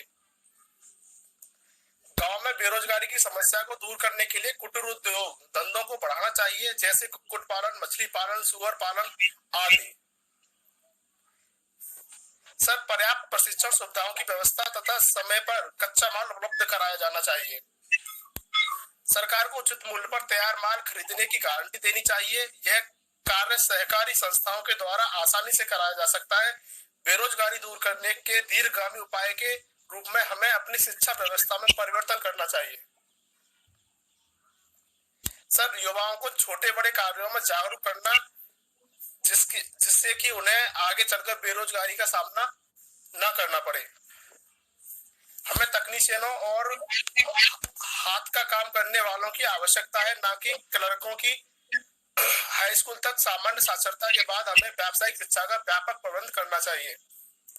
व्यावसायिक शिक्षा इस प्रकार की होनी चाहिए कि शिक्षा पूरी करने के बाद नवयुवक अपने हाथ से काम करने का आत्मविश्वास संजो सके, जिससे नौकरी की तलाश में उसे धक्के खाए बिना अथवा छोटा मोटा कार्य शुरू कर सके। सर इसके बाद में योजनाओं को बताना चाहता हूं सर, जिसमें प्रधानमंत्री श्रम योगी मानधन योजना है, जिसमें सर 2019-20 के बजट में सरकार ने 15,000 से कम आय वालों के लिए यह योजना शुरू की थी, जिसमें सर वृद्ध लोगों के लिए सामाजिक सुरक्षा देने का प्रस्ताव था तथा 60 साल प्लस वालों के लिए 3,000 रुपए की मासिक पेंशन थी। इस योजना के लिए सरकार ने 500 करोड़ रुपए की राशि आवंटित की, जो 15 फरवरी को लागू हुई। सर इसमें राष्ट्रीय स्वास्थ्य बीमा योजना, इसमें गरीबी रेखा के नीचे के परिवारों को परिवार फ्लोर आधार पर प्रतिवर्ष 30,000 रुपए की स्मार्ट कार्ड आधारित नकदी रहित बीमा प्रारंभ की। आगे सर आम आदमी बीमा योजना, इंदिरा गांधी राष्ट्रीय वृद्धावस्था योजना IGNOAP, स्वर्ण जयंती ग्राम स्वरोजगार योजना, स्वर्ण जयंती शहरी रोजगार योजना, मनरेगा प्रशिक्षण और विस्तार, जननी सुरक्षा योजना, राष्ट्रीय परिवार लाभ योजना और सर आदि योजनाएं सरकार ने लागू की। सर अंत में मैं सर इसका निष्कर्ष करना चाहूंगा, जिसमें सर असंगठित क्षेत्र में काम करने वाले श्रमिकों में से अधिकांश को ना तो सरकार की ओर से तय न्यूनतम वेतन मिलता है और ना ही पेंशन या स्वास्थ्य बीमा जैसी कोई सामाजिक सुरक्षा इन्हें मिल पाती है। इन्हें चिकित्सा देखभाल, दुर्घटना मुआवजा, वेतन सहित अवकाश और पेंशन योजनाओं को लाभ भी नहीं मिल पाता। ऐसे में सरकार को असंगठित क्षेत्र के कामगारों के लिए भागीदारी होना चाहिए, समय नीति बनानी चाहिए और अर्थव्यवस्था में उनके योगदान को स्वीकार करते हुए व्यवस्था में उचित भागीदारी होनी चाहिए। सरकार को विशेष रूप से निर्माण हेतु घरेलू नौकरों, मंडियों में काम करने वाले श्रमिकों और रेहड़ी पटरी वालों पर ध्यान देना चाहिए। संगठित क्षेत्र में काम करने वाले लोगों की नीति निर्माण में भागीदारी होनी चाहिए और राजस्व में उनकी हिस्सेदारी को देखते हुए सामाजिक सुरक्षा उपलब्ध करानी चाहिए। सर मेरा यही तक था सर। Thank you. आप लोगों ने माइक बंद करिए। जी सर, बहुत अच्छा बोला और बहुत ही अच्छा कॉन्फिडेंस की किसी में मुझे कमी नहीं लगी जरा भी। और टॉपिक को आपने, चूंकि ये टॉपिक पहले से बोला जा चुका था, तो आपके सामने एक समस्या ये भी थी कि भाई इस टॉपिक में हम अपना नया क्या इनपुट रखें, और मुझे लग रहा है आप लोगों ने, दोनों ने बहुत अच्छे से उसे डिफाइन भी किया है और बहुत अच्छे से जो उपाय हैं वो भी रखे हैं, और उसे डिफाइन जो उसकी कार्यनीति है वो भी बताई है। देखिए, असंगठित क्षेत्र में इसमें जो भी आपने बोला है, जो पिछले ग्रुप ने बोला और जो आपने बोला है, इन पांचों लोगों का अगर किसी व्यक्ति ने नोट किया हो तो इसका बहुत अच्छा आंसर बन सकता है। इस ग्रुप डिस्कशन का उद्देश्य आप में आंसर राइटिंग की कैपेसिटी विकसित करना, बोलने की कैपेसिटी विकसित करना और आप में सोचने की क्षमता विकसित करना, रटने की नहीं, सोचने की क्षमता। असंगठित क्षेत्र का योगदान रिकॉग्नाइज हो, उस पर मुझे एक बात याद आई। लोग कहते हैं कि शाहजहां ने ताजमहल बनवाया। ताजमहल तो असंगठित क्षेत्र के मजदूरों ने बनाया। शाहजहां ने कौन से दिन जाके वहां ईंट गिलाया किया? या शाहजहां ने जाके थोड़ी ईंटें रखी थी या पत्थर तराशे थे। लेकिन जिस तरह से ताजमहल के निर्माण का श्रेय उन हजारों असंगठित मजदूरों को नहीं दिया जाता, उसी तरह से राष्ट्र की इकोनॉमी में इनके योगदान के बारे में किसी को पता ही नहीं।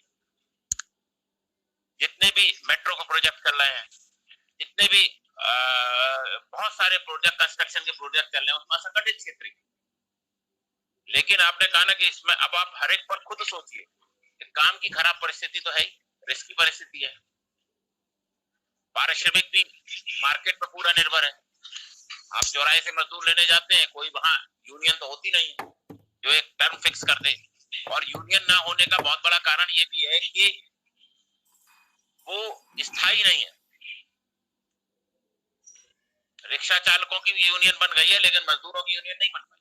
इस देश में डेमोक्रेसी की जड़ें बहुत गहरी हो चुकी है, लेकिन असंगठित क्षेत्र में डेमोक्रेसी का जो लक्षण है स्वयं का संगठन बनाना, वो संगठित क्षेत्र में अभी नहीं देखा। देहात में आज भी एग्रीकल्चर लैंडलेस लेबर की कोई एसोसिएशन नहीं है जो उनकी हकों की लड़ाई को लड़े, और डेमोक्रेसी में नेतृत्व का न होना बहुत कुछ हद तक उस क्षेत्र के पिछड़ने के लिए बहुत जिम्मेदार होता है। जिस क्षेत्र को नेतृत्व मिल जाता है, फैक्ट्री के वर्कर अपने हक की लड़ाई इसीलिए ले लेते हैं कि उनके पास अपनी एसोसिएशन मौजूद है जो उनके हक की लड़ाई लड़ सकती है। कॉमन ऑब्जेक्टिव है सबका। असंगठित क्षेत्र में ये नहीं है। और आपने जो उपाय बताए कि भाई हम व्यवसायीकरण करें, हम वोकेशनल एजुकेशन दें, ये बहुत अच्छा है। हम एड्स के बाद भी दे सकते हैं, हम राजगिरी का काम सिखा सकते हैं, हम मत्स्य पालन भी सिखा सकते हैं, हम पट्टे दे सकते हैं, हम और जो स्किल के काम है वो भी दी जा सकते हैं जो देहात में जिनकी प्राय आवश्यकता होती है। हम इलेक्ट्रीशियन का कर सकते हैं, उसके लिए आईटीआई पर निर्भरता के बजाय हम आईटीआई का प्राइवेटीकरण कर दिया गया, बहुत अच्छी चीज है। व्यवसायीकरण के लिए जरूरी है कि हम 2 साल के कोर्स के बजाय 6 महीने का भी कर सकते हैं और उससे गांव-गांव में करा सकते हैं। स्किल्ड लेबर की, देखिए कोई बिजली का काम करना कोई ऐसी, उसमें बहुत ज्यादा आपको फिजिक्स के प्रिंसिपल पढ़ने की जरूरत नहीं है और बहुत सारे लोग उसमें आकर्षित भी होंगे। उसका रीजन ये है कि अगर वो इजीली अवेलेबल हो, तो असंगठित क्षेत्र को संगठित क्षेत्र में लाए जाने की आवश्यकता है। कायदे से असंगठित क्षेत्र जितने वेस्टर्न कंट्रीज हैं उसमें असंगठित क्षेत्र जो है बहुत कम है। रीजन ये है कि गवर्नमेंट की जो सोशल सिक्योरिटी स्कीम्स है या सोशल एजुकेशन स्कीम्स है वो सब कवर कर लेती हैं, इसलिए वहां एक्सप्लॉयटेशन करना बड़ा कठिन है। यहाँ क्या है कि आपने लेबर हायर करी, आप उसका जैसा चाहे वैसा उपयोग करिए, पारिश्रमिक कमी मिलता है। इसीलिए आपने देखा होगा एक जमाने में जो पुलिस में होमगार्ड हुआ करते थे, क्योंकि वेतन कम मिलता था, तो होमगार्ड की जब नौकरी नहीं मिलती थी, उन्हें काम नहीं होता था, तो वो सबसे बड़ी जरूरत तो यही है कि असंगठित क्षेत्र को कैसे कम किया जाए, है ना। उसमें अगर 50-50% ना करके हम 60-40 तक ले आते हैं तो ये हमारा बहुत बड़ा अचीवमेंट होगा। असंगठित क्षेत्र कैसे भी कोशिश की जा रही है, कुछ केरला वगैरह में काफी लोगों ने सफलता पाई है, पर्टिकुलर साउदर्न स्टेट्स हमसे काफी आगे हैं अनऑर्गेनाइज सेक्टर को मेंटेन रखने में। वहाँ आज भी आप देखोगे तो हर एक चीज के वहाँ ब्रांड बन गए, अगर आपको प्लम्बर चाहिए तो आप बताते हैं कि मद्रास वगैरह में प्लम्बर्स का रजिस्ट्रेशन होता है, ड्राइवर्स का रजिस्ट्रेशन होता है। ये कुछ हमारे यहाँ एनसीआर वगैरह में भी स्टार्ट हो गए हैं, जैसे डोमेस्टिक हेल्प है, डोमेस्टिक लेबर्स हैं। तो इसकी सबसे बड़ी जरूरत है, और सबसे बड़ी जरूरत ये है कि किस तरीके से, क्योंकि यहाँ काफी पॉलिटिकल पार्टीज का ये विजन नहीं रहता और वो उनको ऐसे वोट बैंक यूज करते हैं। जब तक हमारी जो विजन है वो काफी कॉम्प्रिहेंसिव नहीं होगी पॉलिटिकल पार्टी की, जब तक असंगठित क्षेत्र कम नहीं होगा, उनको हमें अम्ब्रेला देना पड़ेगा संगठित क्षेत्र का। और इसमें अभी पंडित जी ने कहा कि प्राइवेटाइजेशन, इसमें काफी हद तक जो नॉर्थ इंडिया में मैंने देखा है कि जो प्राइवेटाइजेशन हुआ है आईटीआईज का, और वो आईटीआईज की आप हालत देख लें कि जो इसने प्राइवेट आईटीआई की है वो एक दिन भी वहां नहीं जाता। और ये पूरे नॉर्थ इंडिया में एजुकेशन सिस्टम का जो पर्टिकुलर स्किल्ड लेबर का, जिसमें अभी एक योजना चलाई थी प्राइम मिनिस्टर ने और वो पूरी तरह से फ्लॉप भी हुई है, तो ये जो स्किल करके चलाई थी कि भाई हम स्किल करें, तो लोगों ने वो दुकान की तरह यूज की। क्योंकि मैं खुद एक इंजीनियरिंग कॉलेज से ताल्लुक रखता हूँ, तो मैं समझता हूँ इसमें हमें काफी प्रैक्टिकल अप्रोच की जरूरत है, प्रोफेशनलिज्म की जरूरत है, और एक रजिस्ट्रेशन की जरूरत है, और उनको एक काफी इसमें एनजीओज बहुत बड़ा रोल प्ले कर सकती है। बस यही है, कुछ हमारे साउदर्न स्टेट्स हैं उनसे हमें बहुत सीखने की भी जरूरत है। बाकी आप सब दोनों कैंडिडेट्स ने बहुत अच्छे पॉइंट्स रखे, और सबसे बड़ी खूबी तो ये रही कि काफी आप प्रिसाइज एंड कॉन्साइज रहे। बाकी कैंडिडेट्स में मैं इतना कहूंगा कि जो हमारा टॉपिक है उसकी बैकग्राउंड में ही आप आधा टाइम लगा देते, उसकी आप एक लाइन में बैकग्राउंड दे सकते हैं, क्योंकि हम ये मान के बैठे हैं कि आप इसको तो जानते ही हो, है ना। जैसे पहले वाले कैंडिडेट ने अर्बन और सेक्टर की डेफिनेशन में ही काफी वक्त गुजार दिया, 4 से 5 मिनट, जबकि ग्रुप डिस्कशन में इतना टाइम नहीं होता, वो टोटल पूरे डिस्क्रिप्शन में 40 से 45 मिनट होते हैं। लेकिन इसका सबसे बड़ा लाभ जो आप लोगों को मिलेगा, जो मैं सोच रहा हूँ, वो मिलेगा कि आपकी एक तो एनहेंसिंग ऑफ इमेजिनेशन, कल्पनाशील होना, और उस कल्पनाशीलता को आप आल्सो राइटिंग में जरूर इसको कन्वर्ट करने की कोशिश करें। सबसे ज्यादा, क्योंकि आजकल जो यूपीएससी है या जो हमारा स्टेट सर्विस कमीशन है वो पूरी तरीके से जीएस बेस्ड हो गया है, और उसमें आंसर राइटिंग में आप ये है कि आप अपने विचारों को कैसे, क्योंकि ग्रुप डिस्कशन जो है वो रटने की प्रवृत्ति को कम करता है ना, जो रटने की प्रवृत्ति है उसको बहुत कम करता है, और आजकल की रिक्वायरमेंट, तो ये आप लोगों ने काफी अच्छे पॉइंट्स रखे। Thank you sir. एक्चुअली जो आज का कोचिंग सिस्टम है, जो कोचिंग सिस्टम क्या है, कोचिंग उद्योग है। मुझे लगता है पता नहीं उसमें ग्रुप डिस्कशन शायद वो कराते हैं या नहीं कराते हैं, क्योंकि आजकल पैकेज हो गया है हर चीज का। भाई नहीं कराते, क्योंकि ग्रुप डिस्कशन के बदले क्या है कि उसमें काफी टाइम टेकिंग होता है, नहीं आपको इंडिविजुअली हर एक कैंडिडेट को देखना पड़ेगा, और उनके लिए तो टाइम पैसा है, तो एक क्लास लेंगे। वही है, ग्रुप डिस्कशन से ही, इसी कारण कोचिंग में क्या होता है कि जो 10% ऑफ द कोचिंग के बच्चे हैं वो सेलेक्ट हो जाते हैं, 90% केवल वहां उनकी फंडिंग का काम करते हैं। बिल्कुल, और उनसे उन्हें पैसा मिल जाता है, वो 10% उनके ब्रांड एम्बेसडर बन जाते हैं। जहां उन्होंने कहा कि हम इस कोचिंग में पढ़े हैं, तो वहां लोग टूट के पढ़ते हैं।